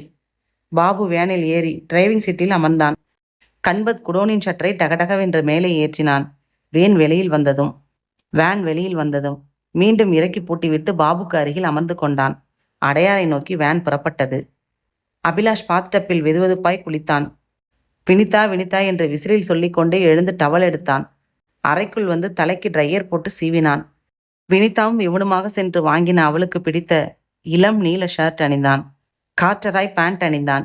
இன் செய்து கருப்பு பெல்ட் மாட்டினான். வினிதாவுக்கு பிடித்த லேவண்டர் மனம் பரப்பும் செண்டை தாராளமாக பீச்சு கொண்டான். நேரம் பார்த்தான். 8 தான். வினிதா 9:30க்குத்தான் வருவாள். அதுவரை காத்திருப்பதில் தனி சுகம் உண்டு. தன் பியட் வண்டியில் சாவியை எடுத்துக்கொண்டு புறப்பட்ட போது அப்பா வெளியில் போயிருந்தவர் தன் காரில் திரும்பிவிட்டார். எங்க புறப்பட்டுட்டு அபிலாஷ்? நைட் ஃப்ளைட்ல ஒரு ஃப்ரெண்டு டெல்லி புறப்படுறான் டாடி. வழி அனுப்பிட்டு வந்துடுறேன். சீக்கிரம் வந்துடு. அபிலாஷ் காரை உற்சாகமாக செலுத்தினான். சக்ரா பங்களா சொற்ப வெளிச்சத்தில் இருட்டுடன் போராடி கொண்டிருந்தது. காற்று மர இலைகளுடன் ரகசியம் பேசிக் கொண்டிருக்க பவனி வரும் பால் நிலவுக்கு மேகங்கள் சாமரம் வீசிக் கொண்டிருந்தன. வாட்ச்மேன் சாமிக்கண்ணு கேட் அருகே மர கேபினில் அமர்ந்து எரிந்த 60 வாட்ஸ் பல்பு வெளிச்சத்தில் சித்திர புத்தகத்தில் உளவு அதிகாரி மன்ரேக்கர் எதிரிகளை முறையடிப்பதை சுவாரஸ்யமாக படித்துக் கொண்டிருந்தான். வேன் ஹாரன் சத்தத்தில் சாமிக்கண்ணு டோக்கியோ விமான நிலையத்திலிருந்து மீண்டு நிமிர்ந்தான். இது படைப்பிடிப்பு வேன் அல்லவா? காலையில் தானே வரும். இப்போது எதற்கு வந்திருக்கிறது? நீளமான டார்ச் லைட்டுடன் கழுத்தில் மப்ளர் சுற்றிய வாட்ச்மேன் சாமிக்கண்ணு நடந்து டிரைவருக்கு அருகில் வந்து என்ன என்றான். சினியார்ஸ்லேருந்து வரோம். நைட் ஷூட்டிங் சத்யா ஸ்டுடியோவில் திடீர்னு ஏற்பாடு செஞ்சுட்டு நம்ம கழுத்தை அறுக்குறாங்கப்பா. 2 ட்ராலியும் சவுண்டு பாக்ஸும் இங்கேருந்து எடுத்துகிட்டு வர சொல்லியிருக்காங்க. மனுஷன் இன்னும் சாப்பிடக்கூட இல்லை. அதை பற்றி அவங்களுக்கு என்ன அக்கறை? கண்பத் மிக இயல்பாக அலுப்பாய் பேசினதில் வாட்ச்மேனுக்கு எந்த சந்தேகமும் ஏற்படவில்லை. அந்த ரூம் சாவி எடுத்துட்டு வந்தீங்க தானே? சாவி கொண்டாடாம எப்படி திறக்க முடியும்? இதோ. பாக்கெட்டை தொட்டு காட்டினான் கண்பத். கதவை திறங்க அண்ணன். சீக்கிரமா கொண்டு போய் சேர்த்துட்டு 2 வாய் சாப்பிடணும். பசி கொடலை புடுங்குது. சாமிக்கண்ணு இரட்டை கதவுகளை திறந்து விட்டான். வேன் போர்ட்டிகோவில் நின்று என்ஜின் அணைத்து இருவரும் கீழே இறங்கினார்கள். சாமிக்கண்ணு கேபினில் மாட்டியிருந்த பெரிய சாவி கொத்து எடுத்துக்கொண்டு வந்து முகப்பு வாசலை திறந்தான். போப்பா, சீக்கிரம் போய் எடுத்துட்டு வா என்று பாபுவை மட்டும் உள்ளே அனுப்பிவிட்டு பத்திப்பெட்டி இருக்கானே என்றான் கண்பத். கேட்ல வச்சிருக்கேன், கொஞ்சம் எடுத்து கொடுங்க வாங்க. இருவரும் சற்று தூரத்தில் இருந்த கேட்டை நோக்கி நடக்க பாபு வேனின் கதவை திறந்து அந்த ஃப்ரேம் செய்த ஓவியத்தை தூக்கி கொண்டு வேகமாக உள்ளே சென்றான். கேட் அருகே வந்து தீப்பெட்டி எடுத்து கொடுத்த சாமிக்கண்ணு 10 நிமிஷம் ஆகும்ல எடுத்து வைக்க என்றான். ஆகும். முக்கத்துல கடை இருக்கு, ஒரு டீ அடிச்சுட்டு வந்துடுறேன். நான் வந்ததும் போகலாம். போயிட்டு வாங்கண்ணே. நாம தான் ஒருத்தர் கஷ்டத்தை ஒருத்தர் உணர வேண்டியிருக்க ஒழிய முதலாளிங்க எங்க நினைச்சு பார்க்கறாங்க. சாமிக்கண்ணு விரைவாக நடந்ததும் கண்பத் பங்களாவுக்கு உள்ளே ஓடினான். என்ன மாத்தலையா பாபு? உயரமா இருக்கே. ஸ்டூல் மாதிரி ஏதாச்சும் வேணும் கண்பத். எட்டல. இருவரும் உயரத்திற்கு போட எதை உபயோகிக்கலாம் என்று சுற்றும் முற்றும் பார்த்தார்கள். அபிலாஷ் தன் பியட்டின் எஞ்சினை தூரத்திலேயே அணைத்துவிட்டு மெல்ல சறுக்கி வந்தவன் பங்களாவின் இரட்டை கதவுகள் விரிய திறந்திருப்பதையும் போர்ட்டிகோவில் படப்பிடிப்பு வேன் நிற்பதையும் பார்த்தான். போச்சுடா. ஷூட்டிங் முடிந்து இப்போதுதான் புறப்படுகிறார்களா? வாட்ச்மேன் எங்க காணோம்? காரை உள்ளே செலுத்தி வேனை தாண்டி நிறுத்தி இறங்கினான். சாவியை சுழற்றி கொண்டே உள்ளே வந்து அதிர்ந்தான். கண்பத் தோளில் அமர்ந்த நிலையில் பாபு மாடிப்படிகள் அருகே இருந்த அந்த ஓவியத்தை கழட்டி கொண்டிருக்க கீழே சுவற்றில் சாய்த்து வைக்கப்பட்டிருந்த அதே ஓவியம். என்ன இது? ஏய், என்னையா செய்றீங்க அங்க 2 பேரும்? இருவரும் திணறி போய் திரும்பி திடுக்கிட்டார்கள். பாபு தோளிலிருந்து கீழே குதித்தான். கேட்கறேன்ல, என்ன செய்யறீங்க? நெருங்கினான். இவனின் திடீர் வரவையோ இந்த அதிரடி கேள்வியையோ எதிர்பார்க்காத 2 பேரும் வார்த்தைகளை தவறவிட்டு வெலவெலத்து நின்றார்கள். சொல்லுங்கடா. அது என்ன இதே மாதிரி இருக்கு? ஐ கால் திஸ் போலீஸ். அபிலாஷ் வேகமாக சென்று டெலிஃபோன் ரிசீவரை எடுத்தான். ஒரு நிமிஷம் நிமிர்ந்து பார்த்துட்டு ஃபோன் செய் தம்பி. நிமிர்ந்தான். கண்பத் கையில் துப்பாக்கி. ஹே, நான்சென்ஸ். என் வீட்லயே திருட வந்துட்டு துப்பாக்கியும் காட்டி மிரட்டுறியா? எங்க வந்தீங்க? யார் நீங்க? கண்பத் வினாடிகள் நழுவுவதை விரும்பவில்லை. இப்போது வாட்ச்மேன் திரும்பி விடுவான். திட்டம் எல்லாம் கெட்டுவிடும். இவ்வளவு அருமையான பாதி தூரம் கடந்துவிட்டு சறுக்குவது முட்டாள்தனம். கண்பத் அபிலாஷின் நெஞ்சை குறிபார்க்கும் துப்பாக்கியுடன் மெல்ல அடியெடுத்து வைத்து அவனை நெருங்கினான். நோ, என்னை சுட்டுடாத. சட்டென்று கண்பத் துப்பாக்கியை பேண்டில் செருகிவிட்டு வினாடியின் பாதியில் அந்த டெலிஃபோன் ஒயரை அபிலாஷின் கழுத்தில் சுற்றிவிட்டான். இருக்க ஆரம்பித்தான். விழி பிதுங்க, மூச்சு திணற, பேச முடியாமல் தவிக்க.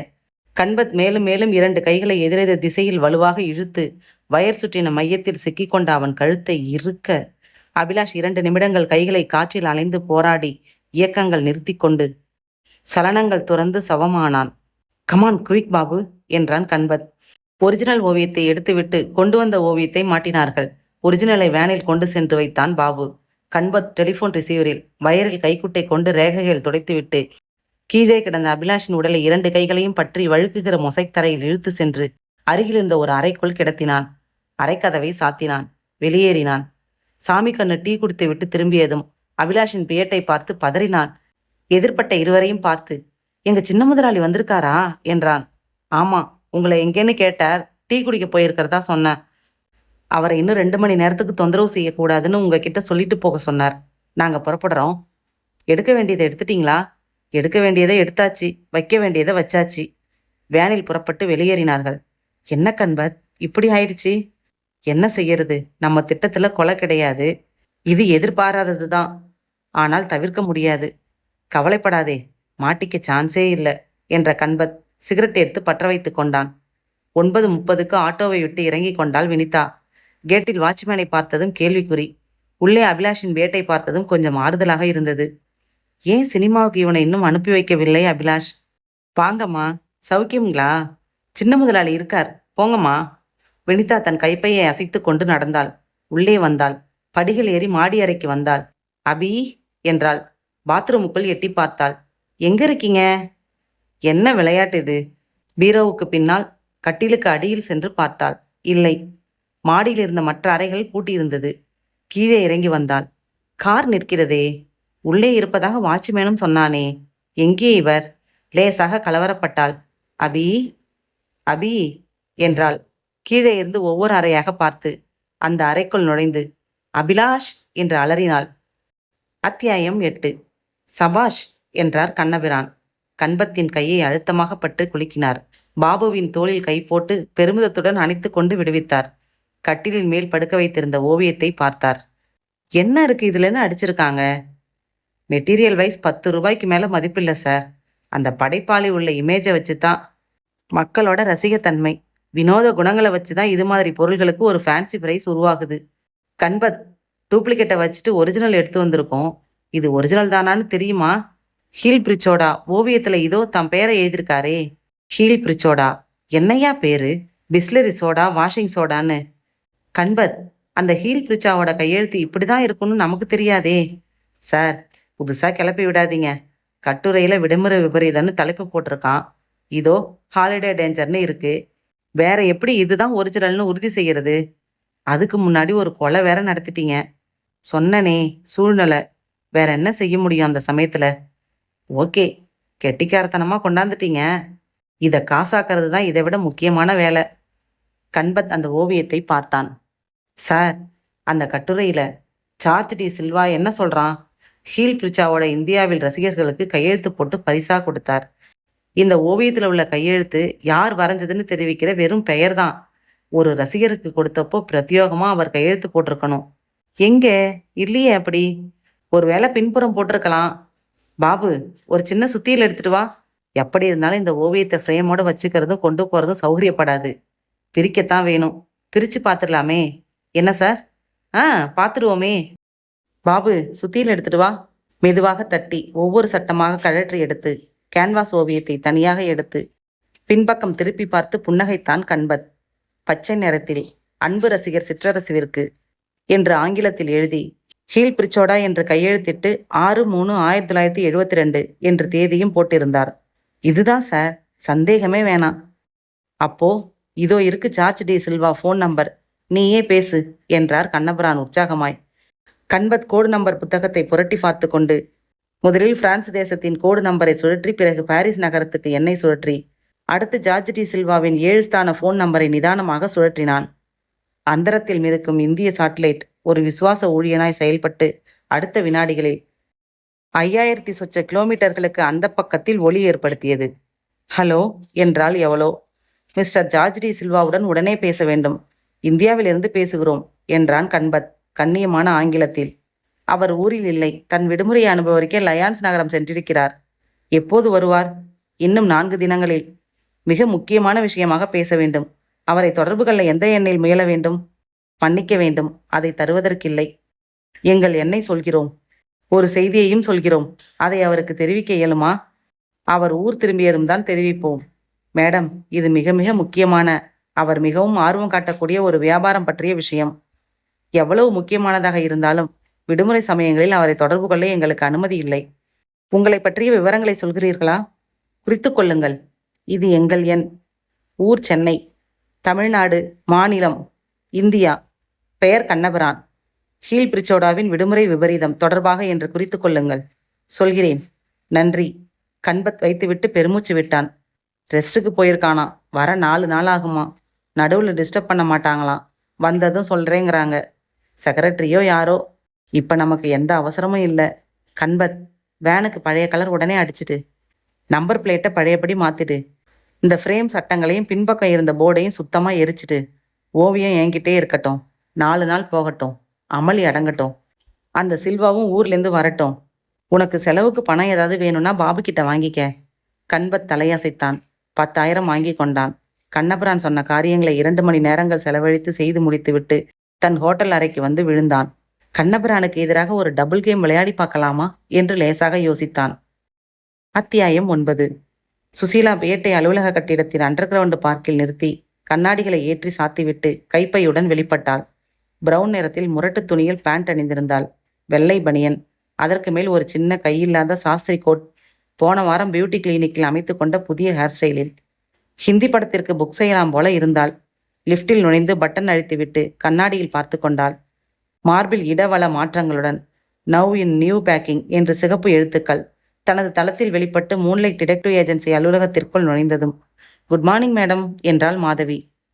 குட் மார்னிங் என்று தனியறையின் கதவை தள்ளி அவள் உள்ளே வர பரத் கையில் வைத்திருந்ததை அவசரமாக மேஜை டிராயருக்குள் வைத்தான். பைக்கை காணமே கீழே. எப்போ வந்தீங்க பரத்? பரத் கைகளை இறக்கை அடித்துக் கொள்வது போல செய்து காட்டினான். தன் நாற்காலியில் அமர்ந்து, சொல்லுங்க, பைக் ரிப்பேரா? இல்லை, சர்வீஸ் கொடுத்தேன். பாவம், பஸ்லையா வந்தீங்க? நமக்கு அந்த நிலைமை வருமா? கீழே இருந்து மேலே கொண்டாருமே, அது என்ன? லிஃப்ட்டு.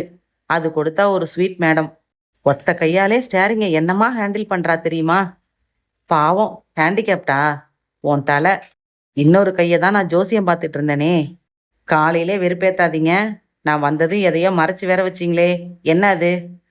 லிஃப்ட் கொடுத்த மேடம் வச்சிருந்தா, படிச்சுட்டு தரேன்னு வாங்கினேன்.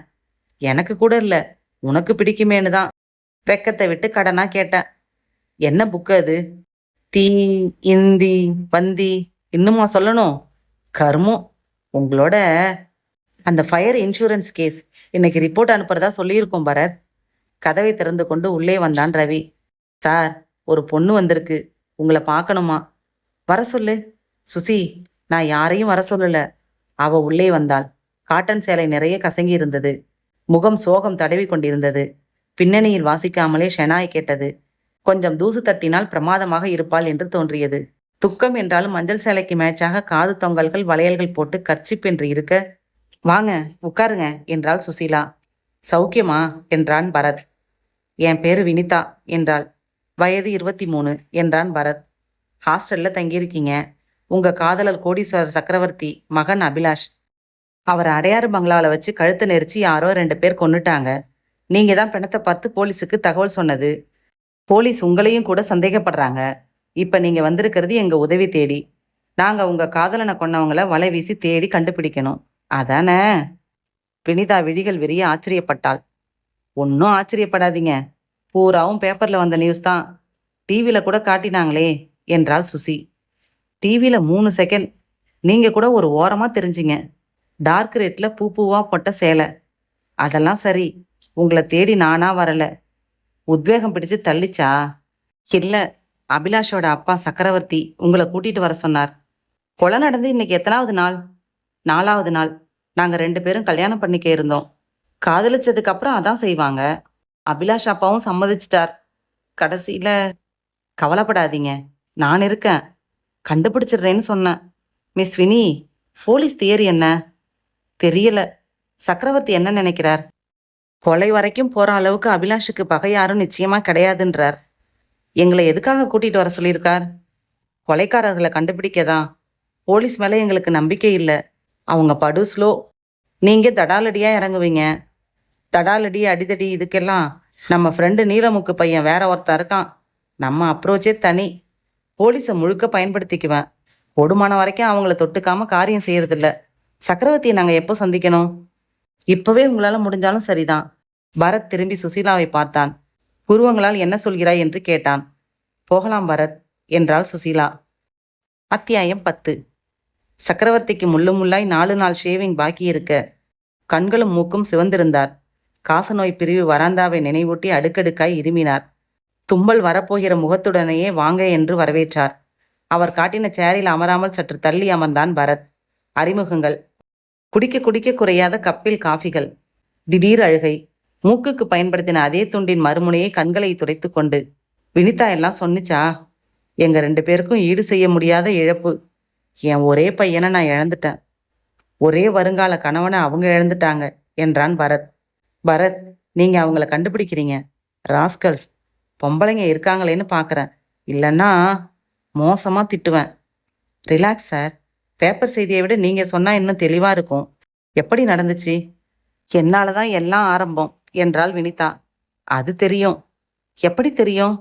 நல்லதோ கெட்டதோ பின்னாடி ஒரு பொண்ணு இருக்கணுமே. Please be serious. அபிலாஷ் என்னை அடையாறு பங்களாவுக்கு ராத்திரி வர சொன்னார். பேசிட்டு இருக்கலான்னு. சொல்லுங்க. வந்து பார்த்தா.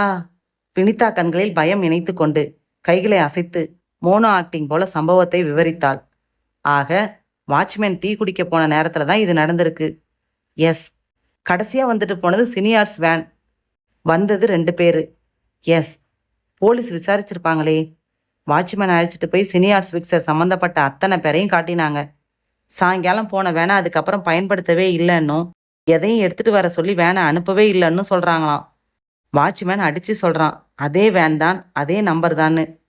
மிஸ் வினிதா, அபிலாஷுக்கு பகை உங்களுக்கு தெரிஞ்சு கிடையவே கிடையாதா? சாது பையன். நீங்க என்ன சார் நினைக்கிறீங்க? யாரையாச்சும் சந்தேகப்படுறீங்களா? அந்த வேன்ல வந்த 2 பசங்க தான் செஞ்சிருக்கானுங்க. ஆனா அவங்க கொலை செய்ய வரல. வந்த இடத்துல கொலை நடத்திருக்காங்க. வேற எதுக்கு வந்தாங்க? அதான் புரியல. குடியிருக்கிற வீடுனா கூட நகை பணம்னு கொள்ளையடிக்க வந்ததா சொல்லலாம். ஷூட்டிங்க்கு விட்டுட்டு இருக்கிற காலி பங்களா. அங்க திருட என்ன இருக்கு? நாற்காலி மேஜை தவிர. பங்களாவில் நல்லா பார்த்துட்டீங்களா? எதுவும் திருட்டு போகலையா?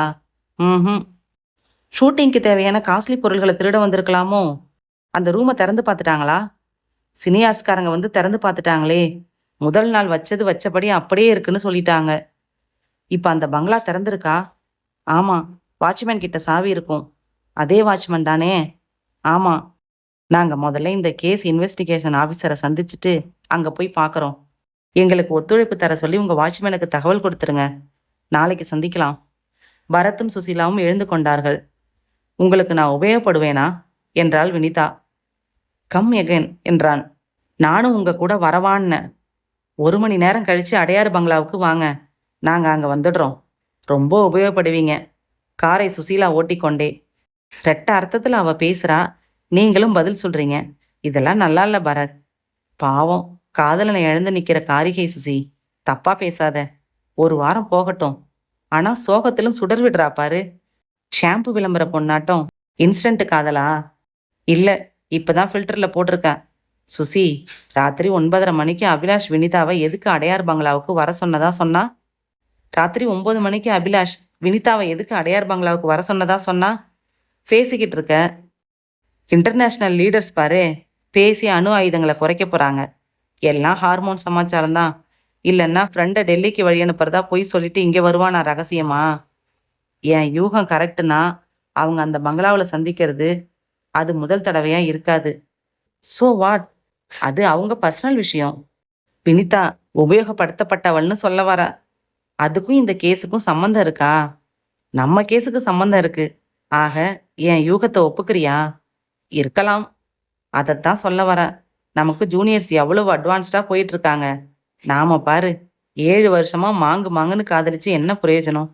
மொத்தம் 6-7 கிசு தான். தஞ்சாவூர் பாலாஜி புள்ளி விவரம் அனுப்பியிருக்கார். வெக்கமா இல்லை நமக்கு? அதனால பரத் அவள் தோளில் கை போட்டான். பரத், உங்க மனசுல நிறைய கசடு இருக்கு. You dirty mind Bharat. இந்த கேஸை முடிங்க.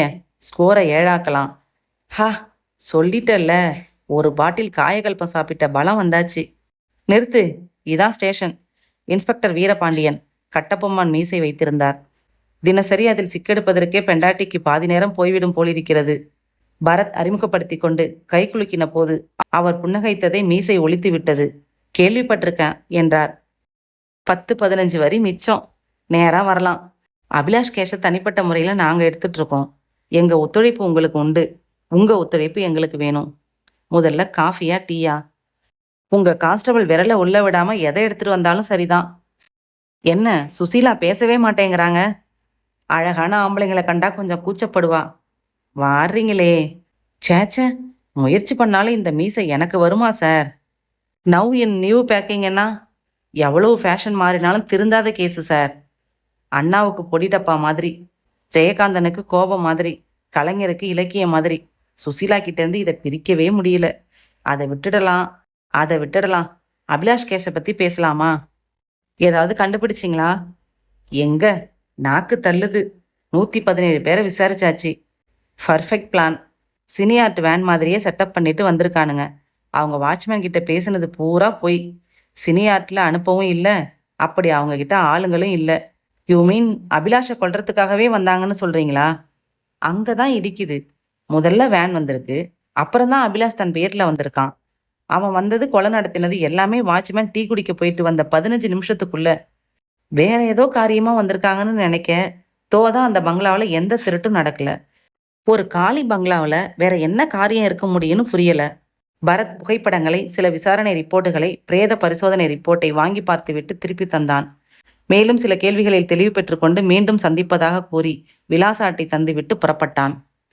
அத்தியாயம் 11. ஜார்ஜ் டி சில்வாவுடன் பேச வேண்டும். இந்தியாவிலிருந்து பேசுகிறோம் என்றான் கண்பத். இடம் கண்ணபிரானின் அலுவலக தனி அறை. கண்ணபிரானும் பாபுவும் அருகில் அமைதியாக அமர்ந்திருக்க கண்பத் மேஜையின் விளிம்பில் அமர்ந்திருந்தான். ஒரு வினாடி இருங்கள் என்றாள் அன்றைக்கு பேசிய அதே பெண்.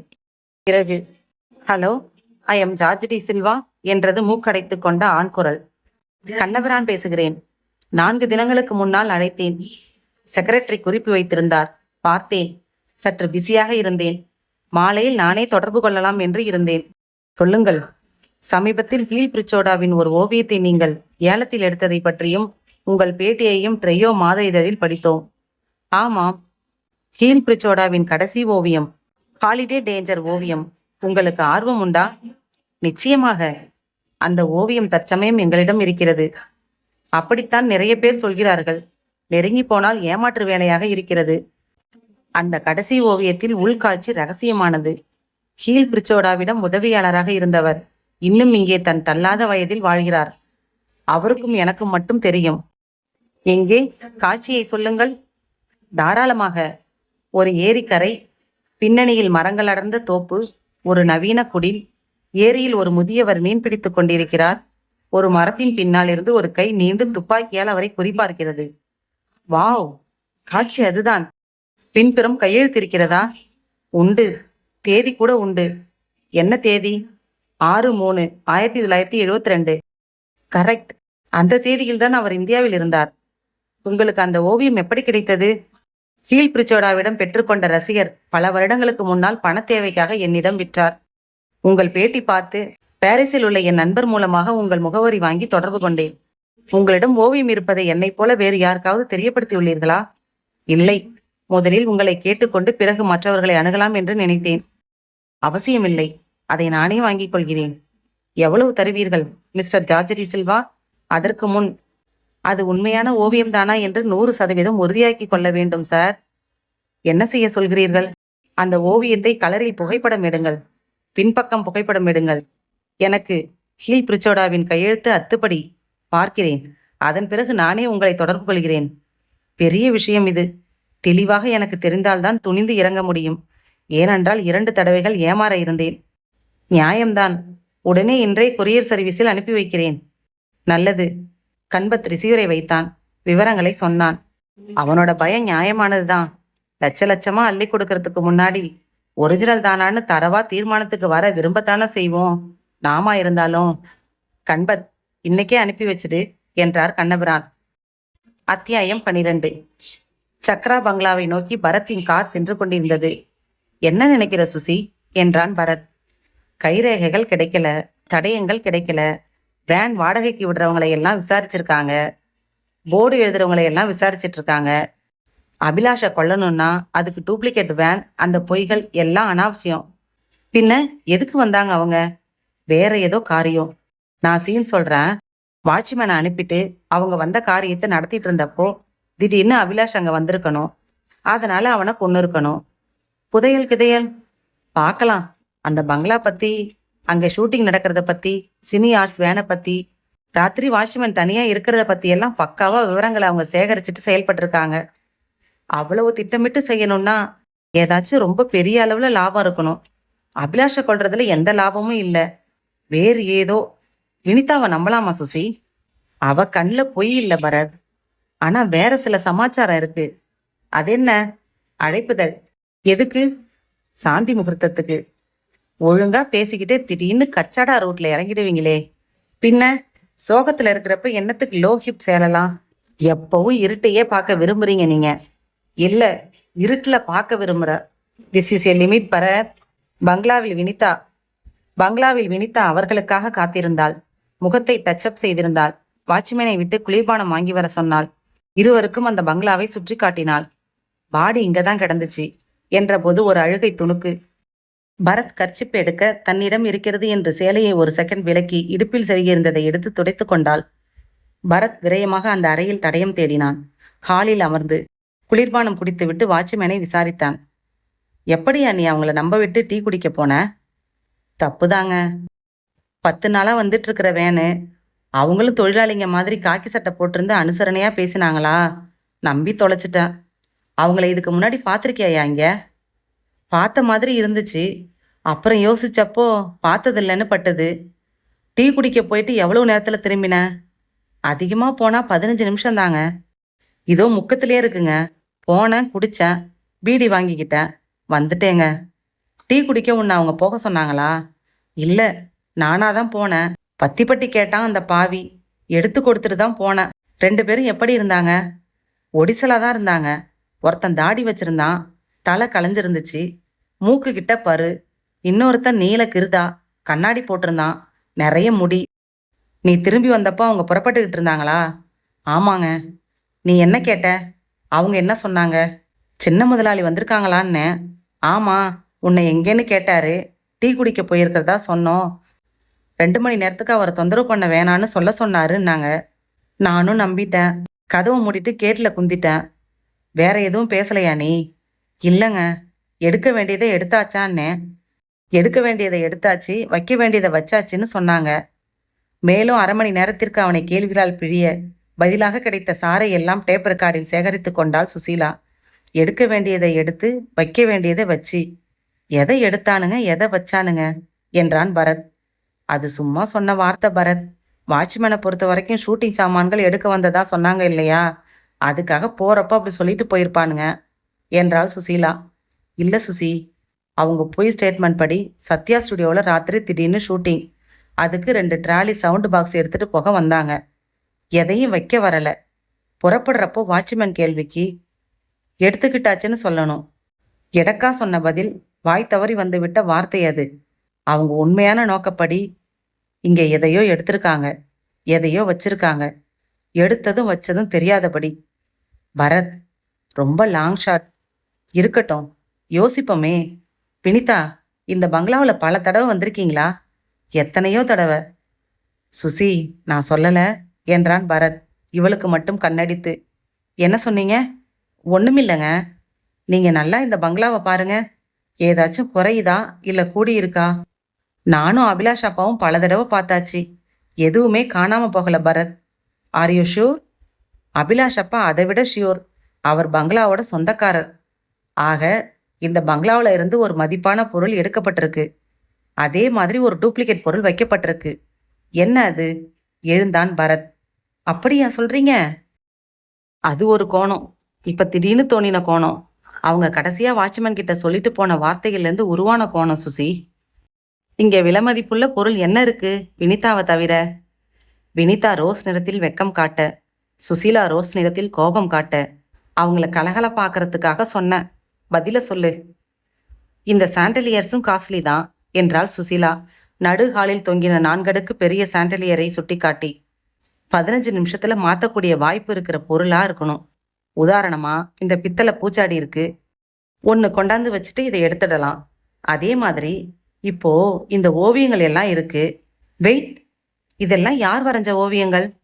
அந்த ஹாலில் மொத்தம் ஆங்காங்கே 12 ஓவியங்கள் ஒரே சைஸில் ஒரே மாதிரியான ஃப்ரேமில் மாட்டப்பட்டிருக்க பரத் ஒவ்வொன்றின் கீழ் நின்று பார்த்தான். இதெல்லாம் அடகு வைக்கப்பட்ட ஓவியங்கள் பரத். ஒரு நாள் கேட்டப்போ அபிலாஷ் சொன்னார் என்ற வினிதா அவை அடகான கதையை சொன்னாள். ஓவியர்களின் பெயர்களை வாய்விட்டு படித்தான். வீரேந்திர ரகுபதி நாயக், அலி ஆசாத், தீபக் சர்மா, நாராயணமூர்த்தி. மாடிப்படிகள் அருகே இருந்த விடுமுறை விபரீதத்திற்கு கீழ் வந்து நின்றான். ஹீல் பிரிச்சோடா. என்னது என்றாள் சுசீலா. ஹீல் பிரிச்சோடா. மலையாளம் பேசுற மாதிரி இருக்கு. இதுக்கு பதில் சொல்றதுனா ஹீல் பிரிச்சுன்னு சொல்லணுமோ என்று சிரித்து நகர இருந்தவன் நின்றான். அது என்ன? ஓவியத்துக்கு மிக அருகில் சுவரில் லேசான ஒரு அழுக்கு விரல் அச்சு.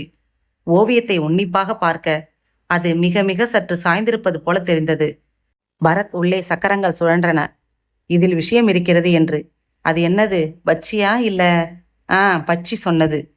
ஓவிய கல்லூரியில உன் ஃப்ரெண்டு ரேவதி படிக்கிறா இல்ல சுசி? எப்பவும் ரெட்ட பின்னல் போட்டு மறைக்கிறதுக்கு முன்னாடி எடுத்து போட்டுக்குவாளே. பேரை மட்டும் சொன்னா போதும். என்ன செய்யணும் அவளை? சீ, அசிங்கமா பேசாத. ஃபோன் எடு, அவளை கனெக்ட் பண்ணு, என்கிட்ட கொடு. 4வது நிமிடம் பரத் பேசினான். ஹலோ மிஸ் ரேவதி, பரத் பேசுறேன். நினைவிருக்கா? ஒன்னா படம் பார்த்தமே. எப்போ என்றாள் ரேவதி ஃபோனில். எப்போ என்றாள் சுசீலா நேரில். அது நீங்க இல்ல, சாரி. உங்களுக்கு உங்களுக்கு ஹீல் பிரிச்சோடா தெரியுமா? கேள்விப்பட்டதுண்டா? பாப்புலர் ஆர்டிஸ்ட் சார் அவரு. செத்து போய் எங்களுக்கு பாடத்துல கூட அவரை வச்சுட்டாங்க. German artist. அப்புறம் அவரை பத்தி வேற என்ன தெரியும்? நியூட் மாடல்ஸை வச்சு வரைகிறப்போ அவரும் நியூடா நின்று வரைவாராம். ஏன் அப்படி? அவரோட விசித்திர பழக்கம் அப்படி. பெண்ணே, நான் கலை கண்ணோட்டத்தோட மட்டும்தான் பார்க்கிறேன். வேற விதமான எண்ணங்கள் என்கிட்ட இல்லைன்னு அந்த மாடல்ஸ்க்கு உணர்த்துறதுக்காக. அது சரிதான். அந்த மாடல்ஸ் எந்த கண்ணோட்டத்தோட பார்ப்பாங்க? ஐயே, அதை விடுங்க. இவ்வளவு பர்சனலா வேணாம். அவரோட ஓவியங்களை பத்தி என்ன தெரியும் உங்களுக்கு? எங்க பாடத்துல 2 பக்கம்தான் அவர் வரார். அதிக விவரங்கள் இல்ல. இப்போ அவரோட ஓவியங்களுக்கு எக்கச்சக்க மதிப்புன்னு சொல்லிக்கிட்டாங்க. ஏதாச்சும் உதாரணம்? எனக்கு தெரியலையே. தேங்க்யூங்க. இன்னொரு நாள் பேசலாம். பக்கத்தில் எந்த தொந்தரவும் இல்லாதப்ப வைத்தான். சுசி, அவங்க மாத்தினது இந்த ஓவியம்தான்னு எனக்கு படுது. இன்னும் உறுதியாக்கிக்க சொன்ன தகவல் போதாது. யாரையாவது கேட்கலாம். ஆன்டிக் வேரியன் நந்தினி சேதுபதியை மறந்துட்டீங்களா? சுல்தான் செருப்பு கேஸ். பம்பாயில் இருக்காங்க. உன் டெலிஃபோன் புக்கில் நம்பர் இருக்கு. வினிதா, அந்த ஓவியத்தை நாங்கள் எடுத்துட்டு போகிறோம். டீப்பாய் எடுத்து போட்டு ஏறி அந்த ஓவியத்தை கழற்றி கொண்டான் பரத். ஹாலிடே டேஞ்சர் என்று படித்தான். புறப்பட்டார்கள். அத்தியாயம் 13. ஏஜென்சி வந்ததும் முதல் காரியமாக பம்பாய் நந்தினி சேதுபதியை போனில் தொடர்பு கொண்டு ரிசீவரை பரத்திடம் கொடுத்தாள் சுசீலா. ஹலோ பரத், எப்படி இருக்கீங்க? ஃபைன். ஹீல் பிரிச்சோட ஓவியங்களை பற்றி கேள்விப்பட்டிருக்கீங்களா? ஏன் லாட், என்ன விஷயம்? அவரோட ஓவியங்களுக்கு நல்ல மதிப்பாமே. அப்படியா? ஆமாம். 10 நாளைக்கு முன்னாடி பாரிஸில் ஒரு பழம்பொருள் சேகரிப்பாளர் நொடிச்சு போய் சகல சேகரிப்புகளையும் ஏலம் விட்டார். நான் போயிருந்தேன். 3 பொருள்கள் ஏலத்தில் எடுத்தேன். எனக்கு ஓவியங்கள்ல இன்ட்ரெஸ்ட் இல்லை. ஒரு பிரெஞ்சுக்காரன் ஹீல் பிரிச்சோடாவோட பெயிண்டிங்கை அநியாய ரேட்டுக்கு வாங்கினான். இந்திய மதிப்புல கிட்டத்தட்ட 16 லட்சம். அங்கே லோக்கல் பேப்பர்லலாம் வந்துச்சே. ட்ரையோ மேகன்சில கூட அவர் பேட்டி வந்திருக்கு. என்ன மேகசின்? Trio, DRIO, monthly. விஷயம் என்ன? ஒரு கேஸ் இங்க. ஹீல் பிரிச்சோட எழுதின ஆட்டோகிராஃப் புக் கூட என்கிட்ட இருக்கு. தேவைப்படுமா உங்களுக்கு? நிச்சயமா. கொரியர்ல உடனே அனுப்பி வைக்க முடியுமா? அப்படியே அந்த பேட்டி பக்கத்தையும் ஜெராக்ஸ் பண்ணி. ஷியோர், அனுப்புறேன்.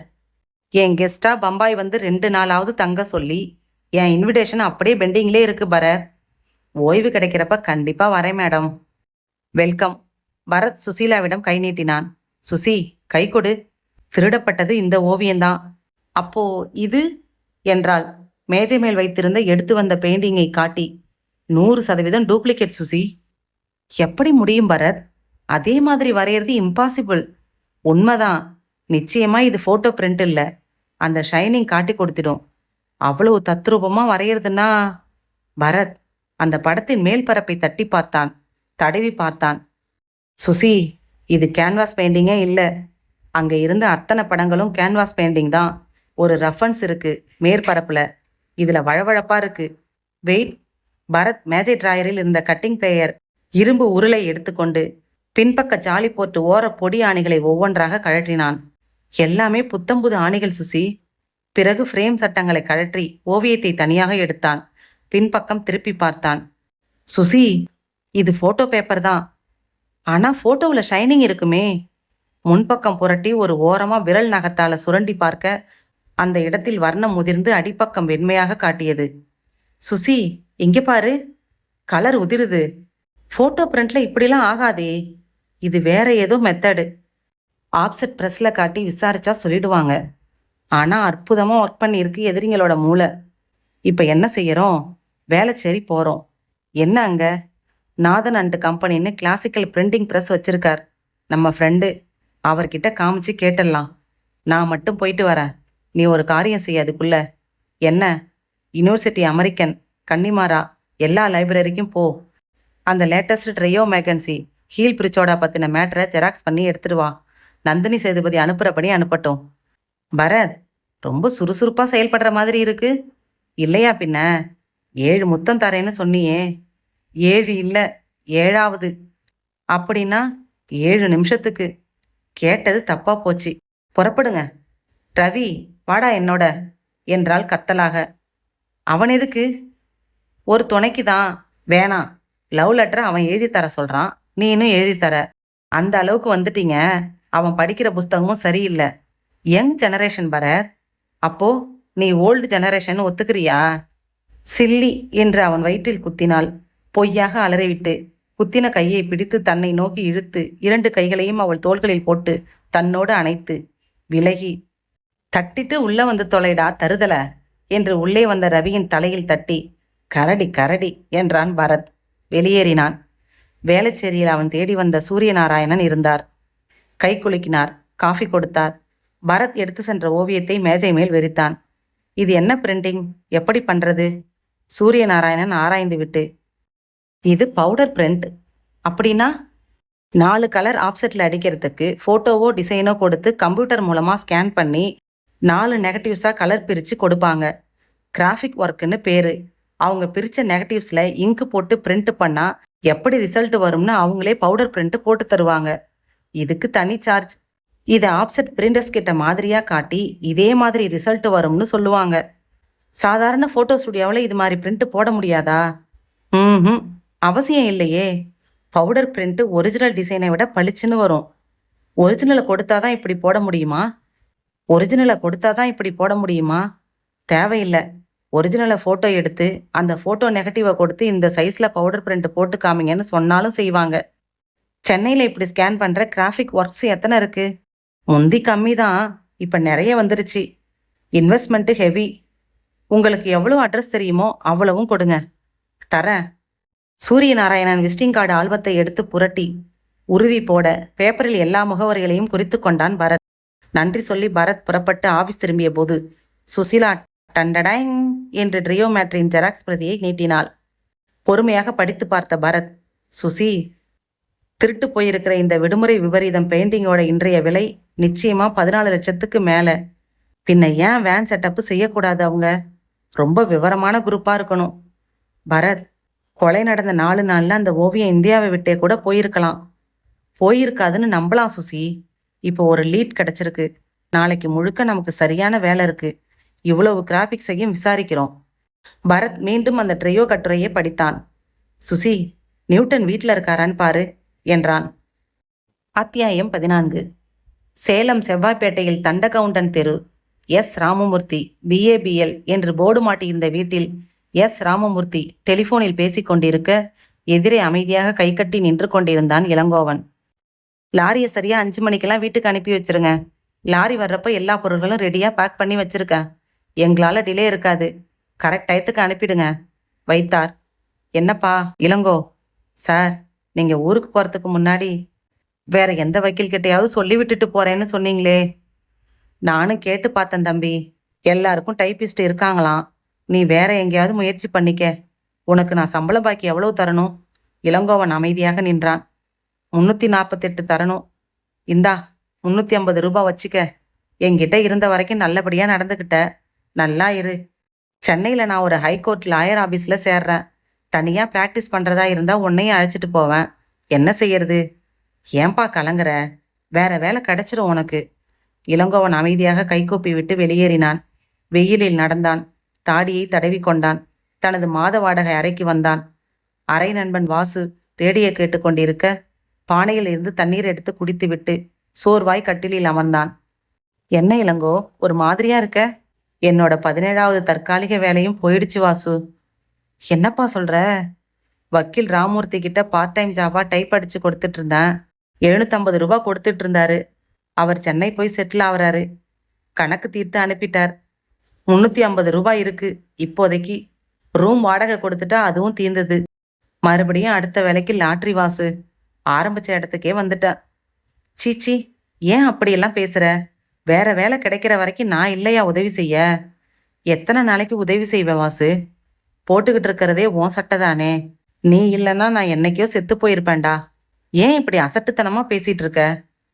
ஆரம்பத்துலேருந்தே நான் அதிர்ஷ்டம் இல்லாதவன்டா. சாமானியத்துல வேலை கிடைக்கல. கிடைக்கிற மாதிரி இருந்தப்போ டெபாசிட் கட்டின பணமும் இல்லை. கிடைக்கிற மாதிரி இருந்தப்போ டெபாசிட் கட்ட பணம் இல்லை.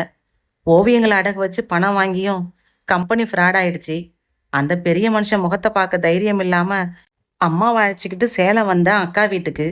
1 வாரத்துக்கு தான் பாசம். அப்புறம் எல்லாம் வேஷம். பிடிக்காம நான் மட்டும் வெளியேறினேன். வேலைக்காரி மாதிரி அம்மாவை நடத்தினா. அம்மா செத்ததே மனவேதனையால தான். நானும் எத்தனையோ முயற்சி பண்ணிட்டேன். நிரந்தரமா வருமானமும் அமையல. அமையிற வேலை எல்லாமே தற்காலிகம்.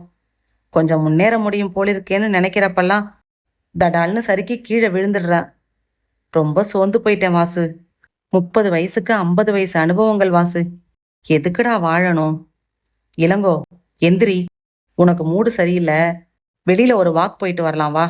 தனியா இருந்தா மனசு இன்னும் புழுங்கும். வெளியே போனா மட்டும். இளங்கோ, உன் வாழ்க்கையில முன்பாதியில இவ்வளவு கஷ்டப்படுறேனா பின்பாதியில அவ்வளவு ஓகோன்னு இருக்க போற. நம்பிக்கையா இரு. எந்திரி என்றான் வாசு ஆறுதலாக. அத்தியாயம் 15. கண்ணபிரான் ஆங்கிலம் படித்து புரிந்து கொள்ள கற்றுக்கொண்டாலும், ஆங்கிலம் பேசினால் புரிந்து கொள்ள கற்றுக்கொண்டாலும், ஆங்கிலம் கலந்த தமிழ் பேச கற்றுக்கொண்டாலும் முழுக்க ஆங்கிலத்திலேயே பேச மிகவும் தத்தளிப்பார். அதனால் ஜார்ஜ் டி சில்வா பேசுகிறேன் என்று தொலைபேசியில் கேட்டதுமே 1 மினிட் என்று கண்பத்திடம் ரிசீவரை நீட்டிவிட்டார். மிஸ்டர் கண்ணபிரான்? ஆமா, சொல்லுங்கள் என்றான் கண்பத். நீங்கள் அனுப்பிய போட்டோ பிரதிகள் கிடைத்தன. பார்த்தேன். ஹீல் பிரிச்சோடாவின் உதவியாளரிடமும் காட்டினேன். உங்களிடம் இருப்பது ஒரிஜினல் ஓவியம்தான் என்று ஒப்புக்கொள்கிறார். நல்லது. விலை என்ன சொல்கிறீர்கள்?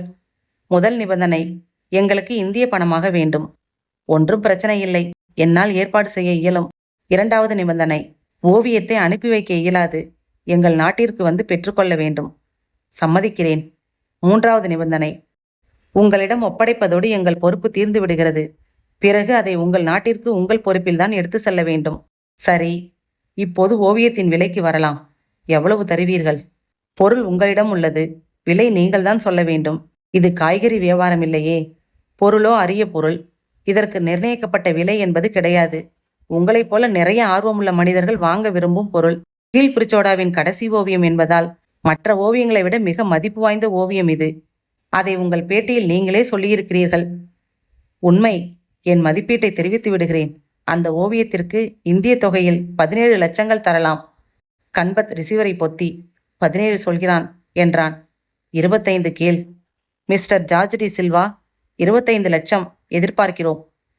மிக மிக அதிகம் சார். நான் யோசிக்க வேண்டும். இறுதியாக 20 லட்சம் என்று முடித்து கொள்ளலாமா? ரிசீவரின் காதருகே தன் காதை வைத்து கேட்ட கண்ணபுரான், சரி முடிச்சுக்கோ கன்பத் என்றார். Okay sir. எப்போ வருகிறீர்கள்? நான் டெல்லி வருகிறேன். டெல்லியில் வைத்து என்னிடம் ஓவியத்தை ஒப்படையுங்கள். என் டெல்லி நண்பர் மூலம் நான் பணம் ரெடி செய்து விடுகிறேன்.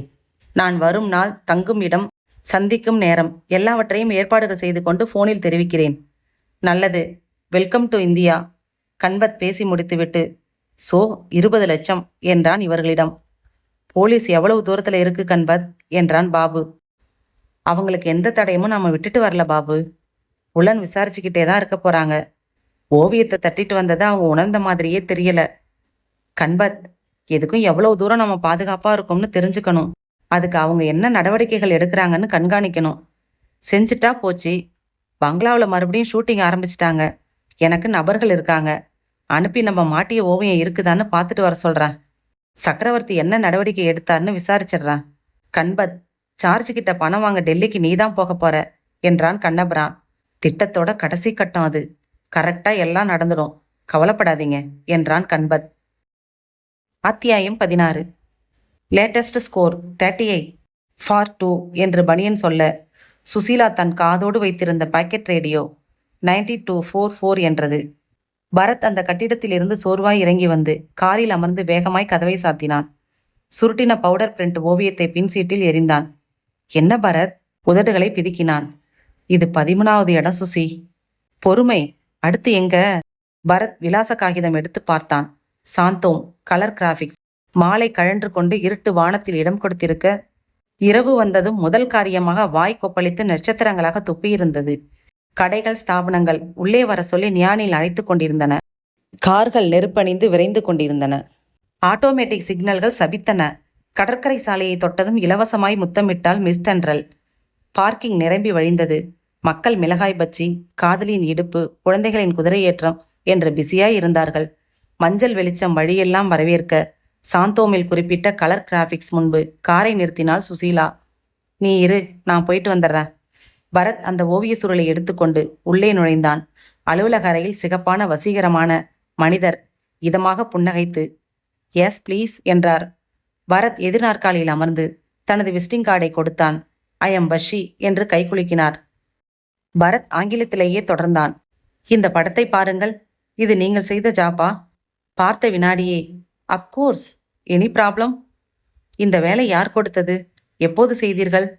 1 மினிட் என்று அவர் பில் புத்தகம் புரட்டினார். 1 வாரம் முன்பு சார். ராஜசேகரன் என்று பெயர் சொன்னார். போட்டோ நெகட்டிவ் கொடுத்தார். சைஸ் குறித்து கொடுத்தார். இந்த சைஸில் கலர் நெகட்டிவ் பிரித்து தர வேண்டும். ஒரு பவுடர் பிரிண்ட் போட்டு தர வேண்டும் என்றார். மிக அர்ஜென்ட் என்றார். 1000 பிரதிகள் போட்டு லேமினேட் செய்து உலகெங்கிலும் விற்கப் போவதாக சொன்னார். மறுநாள் காலையில் வந்து வாங்கி சென்றார். முழு விலாசம் இருக்கிறதா? சென்னை 40 என்று மட்டும் போட சொன்னார். முழு விலாசம் தரவில்லை. ஆள் எப்படி இருந்தார்? ஒல்லியாக இருந்தார். தாடி வைத்திருந்தார். மூக்கருகே ஒரு பரு. எதில் வந்தார்? காரில் என்றுதான் நினைவு. என்ன கார் என்று? சாரி, நினைவில்லை. அந்த ஆசாமியை நான் உடனே தொடர்பு கொண்டாக வேண்டுமே.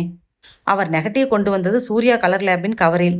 இந்த தகவல் உதவுமா என்றவர் மேஜையின் டிராயரை இழுத்து 4 இன்ச்சு சைஸில் நீல நிறத்தில் தடிப்பாய் இருந்த பாஸ்போர்ட் சைஸ் போட்டோக்கள் வைக்கும் சிறிய கவரை எடுத்து தந்தார். அதில் பென்சிலில் ஓரத்தில் 07456 என்று எழுதியிருந்தது. அதில் சூர்யா கலர் லேப் என்று தெற்கு உஸ்மான் ரோடு விலாசமும் இருந்தது. முயற்சி செய்து பார்க்கிறேன். பரத் வெளியே வந்து சுசீலாவை சீண்டக்கூட நேரமில்லாமல் டி நகருக்கு விரைய சொன்னான். Surya colour lab. விசாலமான கழுத்துடன் கூடிய ஜாக்கெட் அணிந்து சேலையை ஒற்றையாய் போட்டிருந்த பெண் பரத் கேள்வி கேட்க கவனம் செலுத்த விடாமல் அவஸ்தை செய்தாள். இந்த கவரில் போட்டோ நெகட்டிவ் இருந்தது. ஆக நீங்கள் தான் ஃபிலிமை டெவலப் செய்திருக்கிறீர்கள். 1 வாரம் முன்பு. 07456 என்று எண் இருக்கிறது. இதை வைத்து இதிலிருந்த நெகட்டிவை ப்ராசஸ் செய்ய உங்களிடம் கொடுத்தவர் யார் என்று சொல்ல முடியுமா? முடியும். ஒரு சாக்கோஃபர் ஐஸ்கிரீம் வாங்கி தருவதாக இருந்தால். ஷியூர். இன்னொரு நாள், இன்னொரு சந்தர்ப்பம். இப்போ அர்ஜென்ட். ஃபோட்டோகிராஃபர் கேவி ஆனந்த் கொடுத்த ஒரு ரோல் ஃபிலிமை டெவலப் செஞ்சு கொடுத்தோம். அந்த கவரில் யார் அவர், அட்ரஸ் வேணும். 1 மினிட். 2வது மினிட்டில் கார் அடையாறு நோக்கி சென்றது.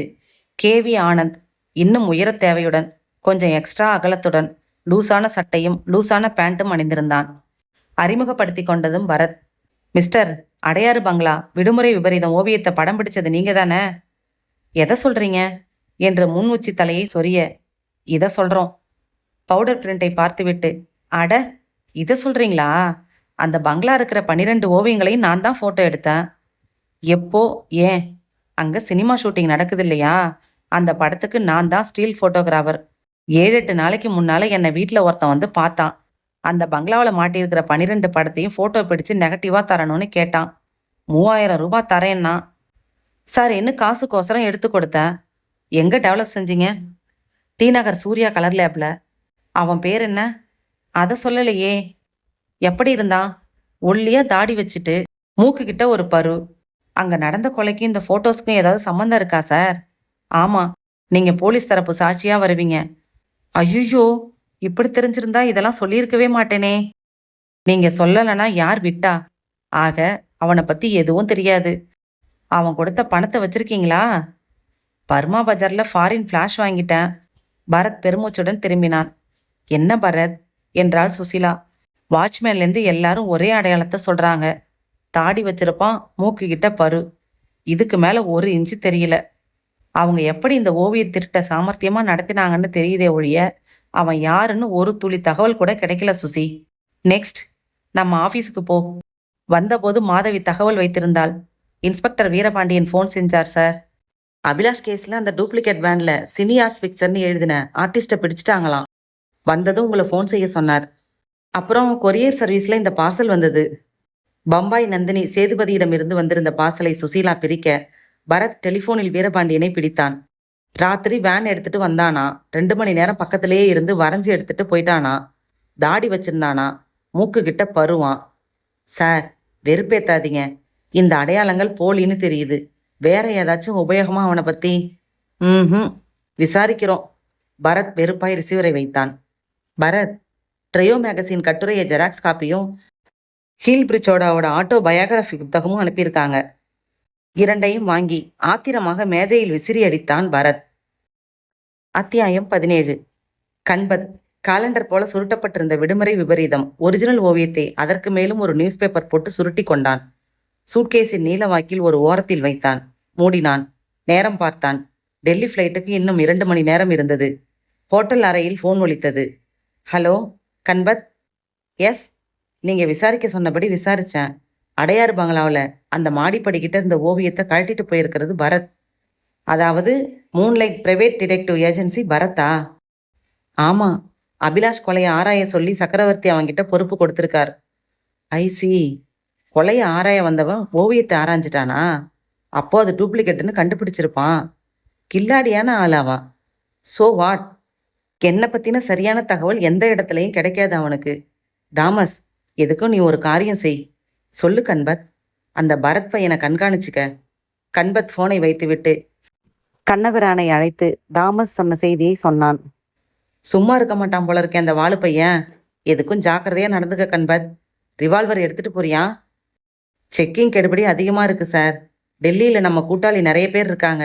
அங்கே போய் வாங்கிக்கிறேன். பத்திரம், கவனம். வர்றப்போ ரயில்ல வா, வெற்றியோட வா.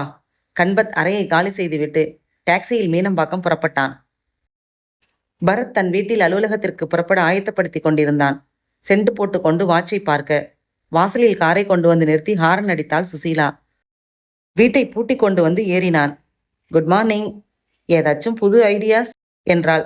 ராத்திரி சரியா தூங்கல சுசி. எதுவும் ஸ்ட்ரைட் ஆகல. நான் ஒரு ஐடியா யோசிச்சேன் பரத்.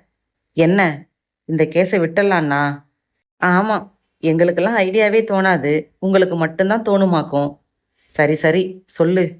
அபிலாஷை கொன்னது தாடிக்காரன், ரைட்? பாதி ரைட். அவன் இல்லைன்னா அவனோட கூட வந்தவன். சரி.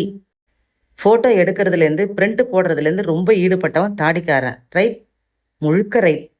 கொலை நடந்த அன்னைக்கு ஓவியம் மாற்றியாச்சு, ரைட்? பர்ஃபெக்ட்லி. இன்னைக்கு திருடு போன 7வது நாள், ரைட்? வெறுப்பேத்தாம சீக்கிரம் சொல்லு சுசி.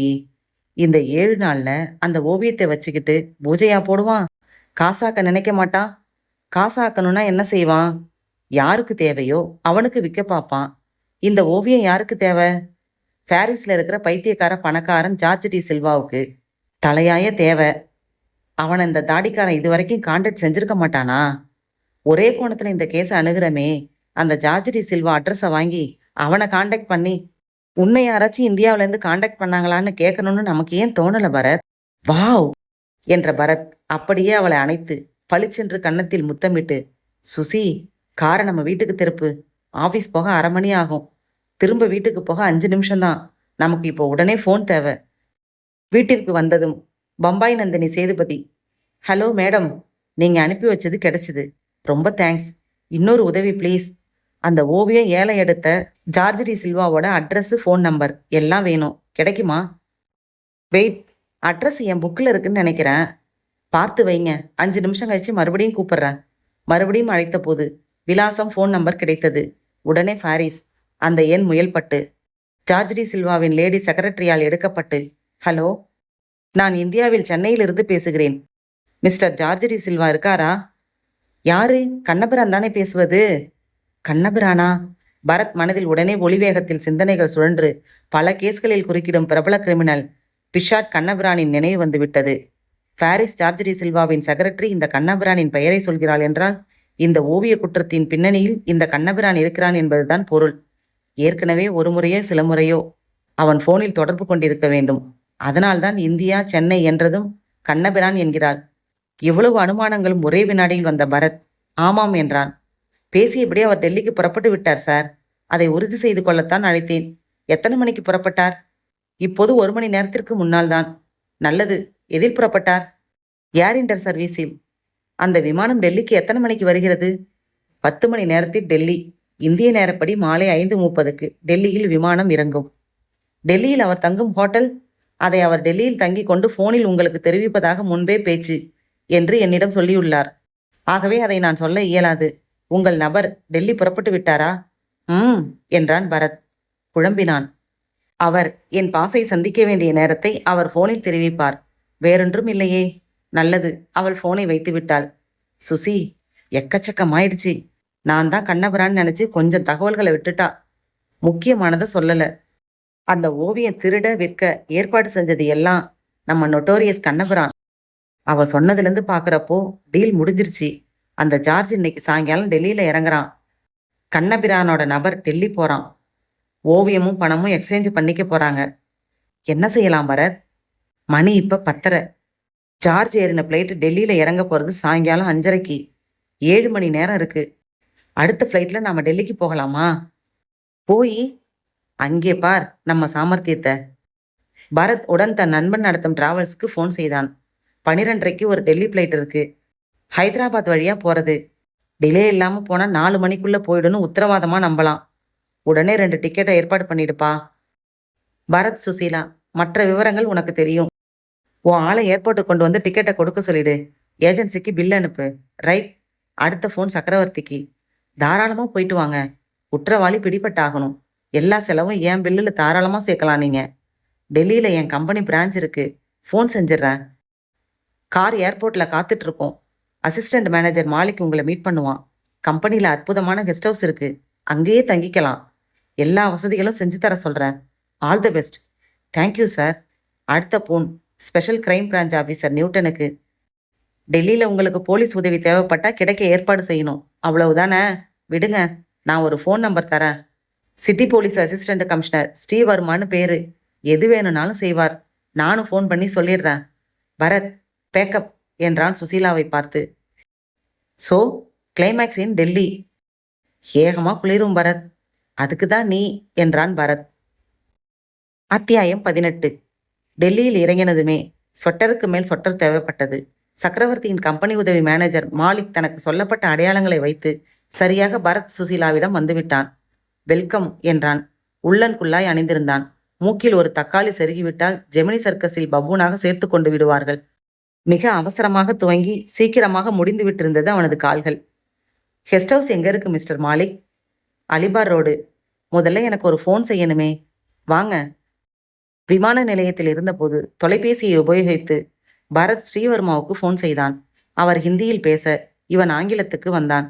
இப்போதுதான் இறங்கி 10 நிமிடங்கள் ஆகின்றன. நான் என்ன செய்ய வேண்டும்? பாரிஸில் புறப்பட்ட ஏர் இந்தியன் விமானத்தில் ஜார்ஜ் டி சில்வா என்கிற பிரெஞ்சுக்காரர் வருகிறார். சர்வதேச விமான நிலையத்தில் விமானம் இறங்கும் நேரம் மாலை 5:30. அவருக்கு தெரியாமல் அவர் தொடரப்பட வேண்டும். அவர் தங்குகிற இடம், அதன் ஃபோன் நம்பர் எனக்கு தெரிய வேண்டும்.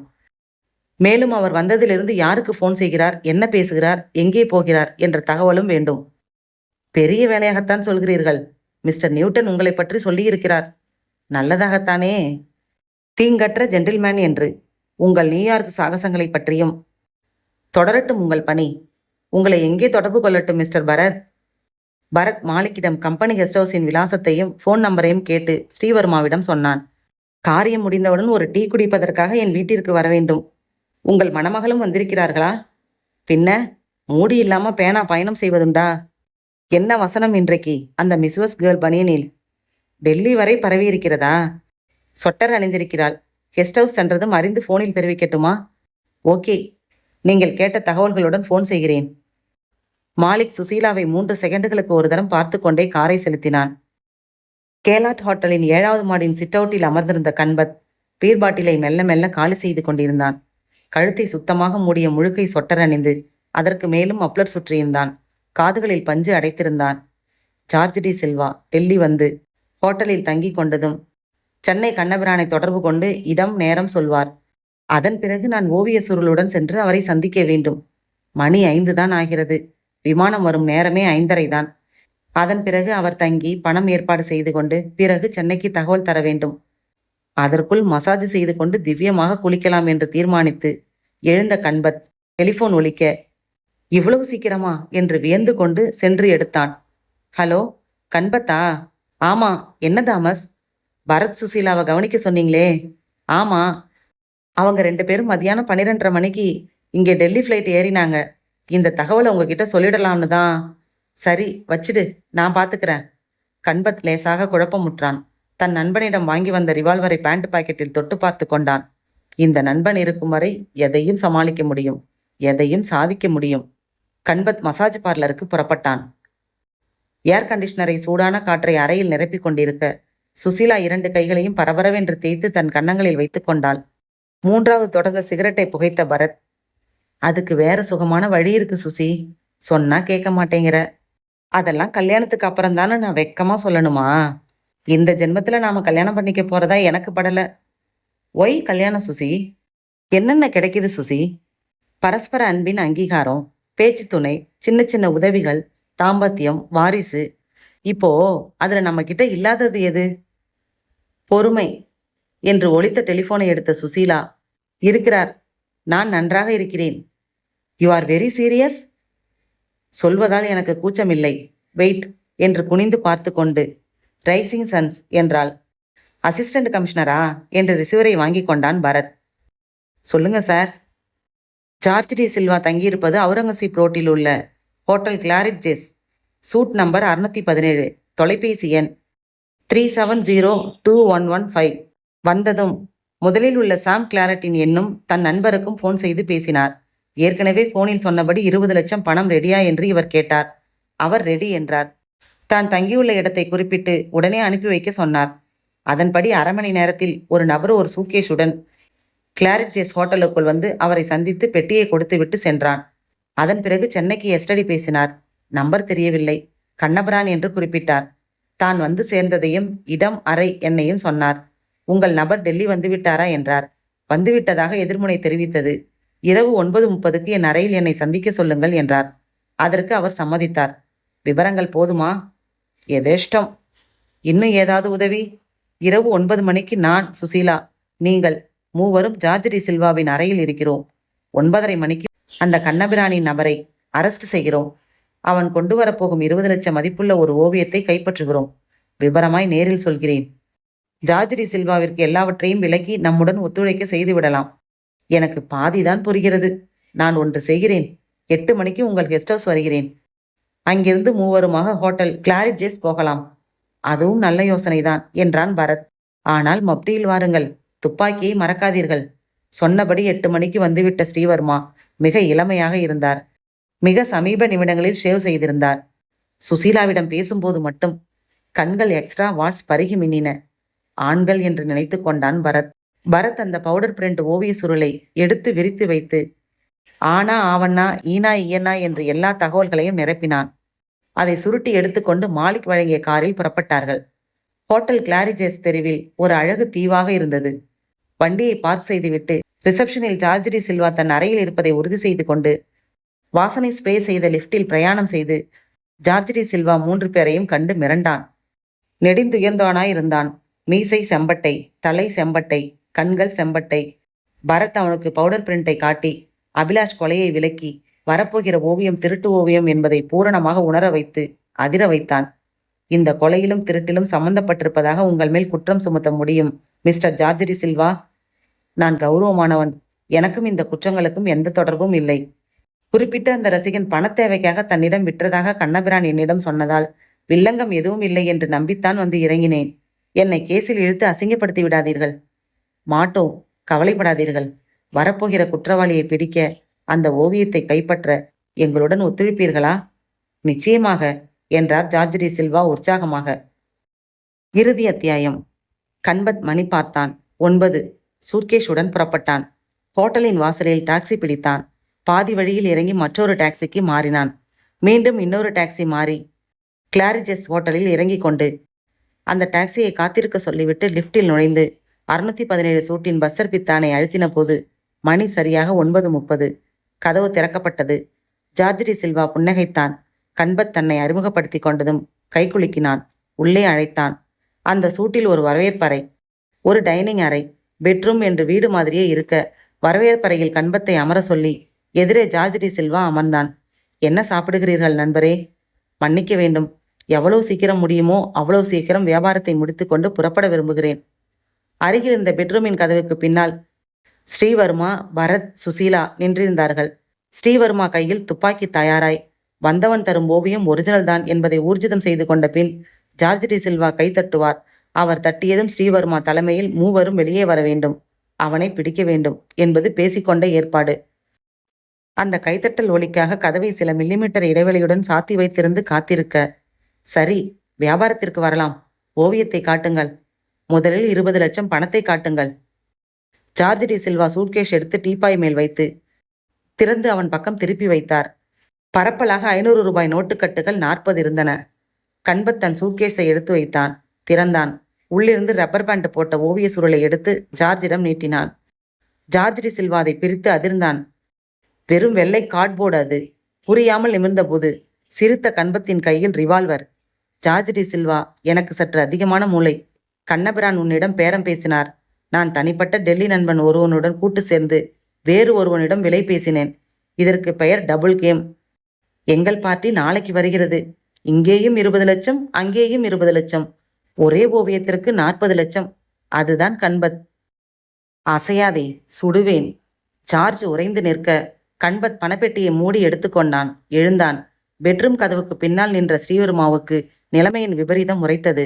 கதவின் இடைவெளியை அதிகப்படுத்தி துப்பாக்கியின் முனையை மட்டும் வெளியே லேசாக நீட்டி கண்பத்தின் துப்பாக்கி பிடித்த கைக்கு குறிவைத்தார்.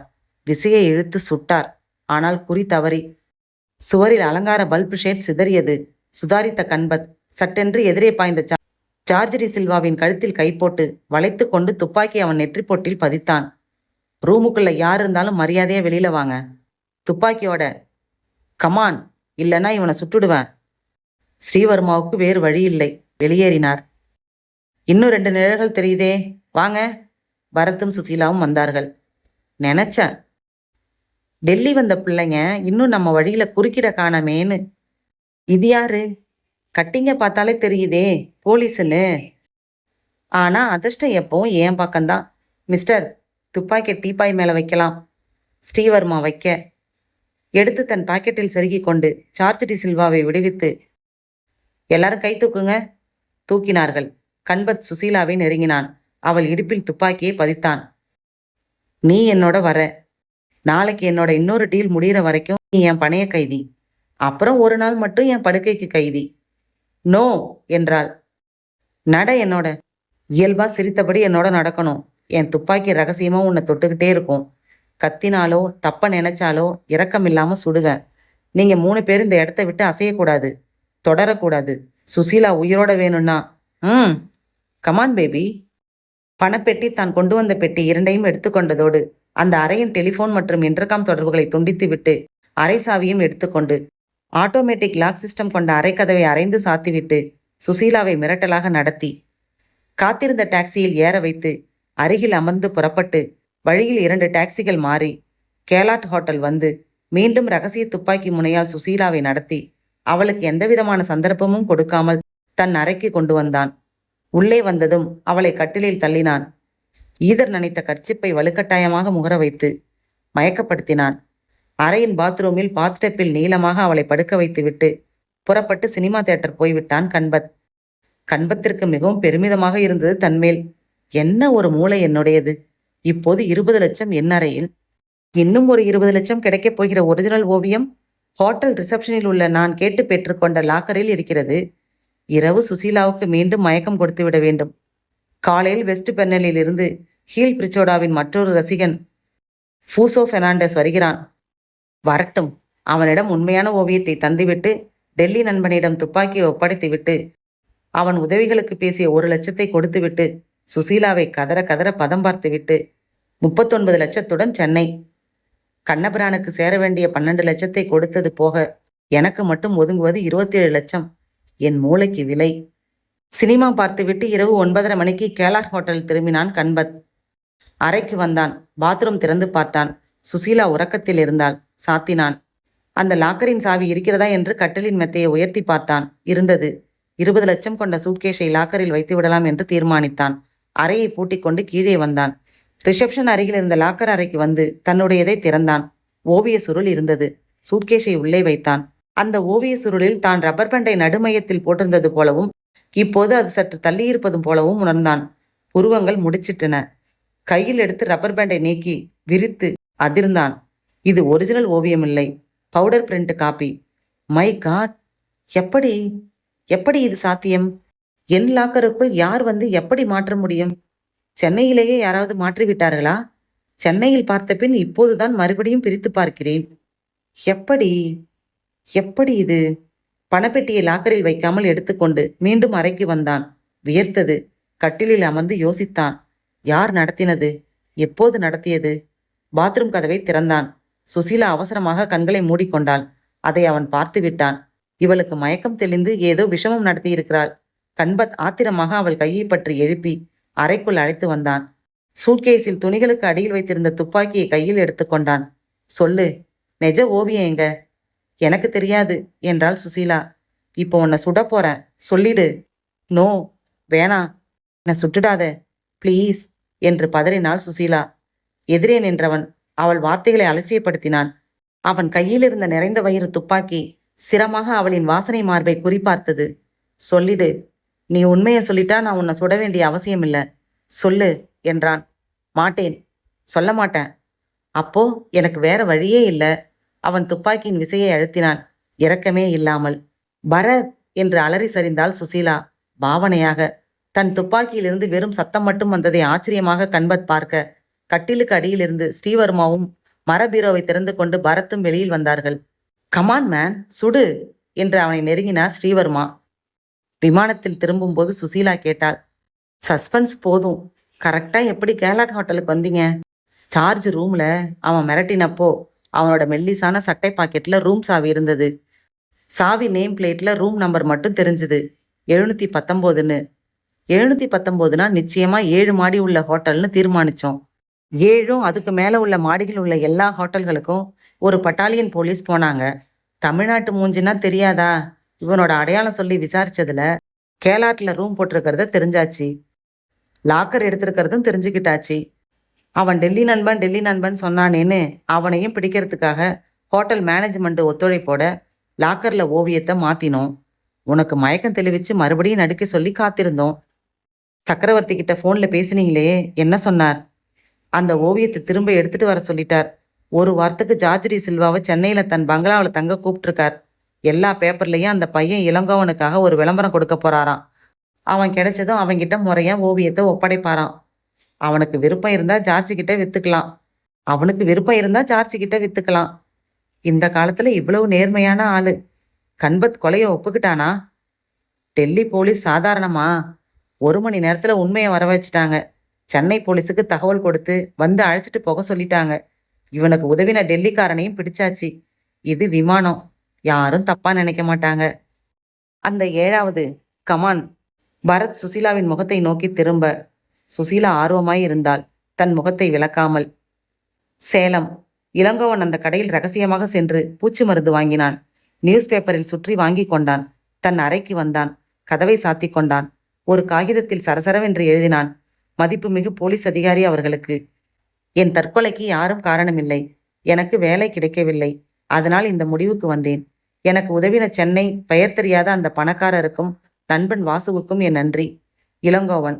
பூச்சி மருந்து பார்சலை பிரித்து பாக்கெட்டை தனியாக எடுத்தான். தண்ணீரை எடுத்தான். கொட்டினான். கலந்தான். குடிக்கப் போன போது கடைக்காரன் சுற்றி தந்த அந்த பேப்பரில் விளம்பரத்தை பார்த்தான். ஓவியர் சிற்றரசு, மகன் சி. இளங்கோவன். நீ எங்கிருந்தாலும் உடனே என்னை தேடி வா. உனக்கு மிகப்பெரிய அதிர்ஷ்டம் காத்திருக்கிறது. அவசியம் வா. என்னிடம் கடனாக வாங்கின பணம் திருப்பி தர வேண்டியதில்லை. நீ ஒரு பெரிய லட்சாதிபதியாக வாய்ப்பிருக்கிறது. உடனே வா. கீழே சக்கரவர்த்தியின் விலாசம் இருந்தது. இளங்கோவன் உடனே தான் எழுதி வைத்திருந்த தற்கொலை கடிதத்தை கிழித்தெறிந்தான். வாசுவையும் அழைத்து கொண்டு மறுநாளே சென்னை வந்தான். விஷயங்கள் அறிந்து ஆனந்தத்தில் அழுதான். ஜார்ஜ் டி சில்வாவிடம் 20 லட்சம் பெற்றுக்கொண்டு சந்தோஷமாக விற்றான் விடுமுறை விபரீதத்தை. அப்படியே பேங்க்ல போடு இளங்கோ. வட்டியே போதும். அமோகமா இருக்கலாம் என்றான் வாசு. மாட்டேன். வேலை கிடைக்காத கஷ்டம் எனக்கு தான் தெரியும். அதிகம் பேருக்கு வேலை வாய்ப்பு தரக்கூடிய ஒரு தொழில் துவங்குவேன்.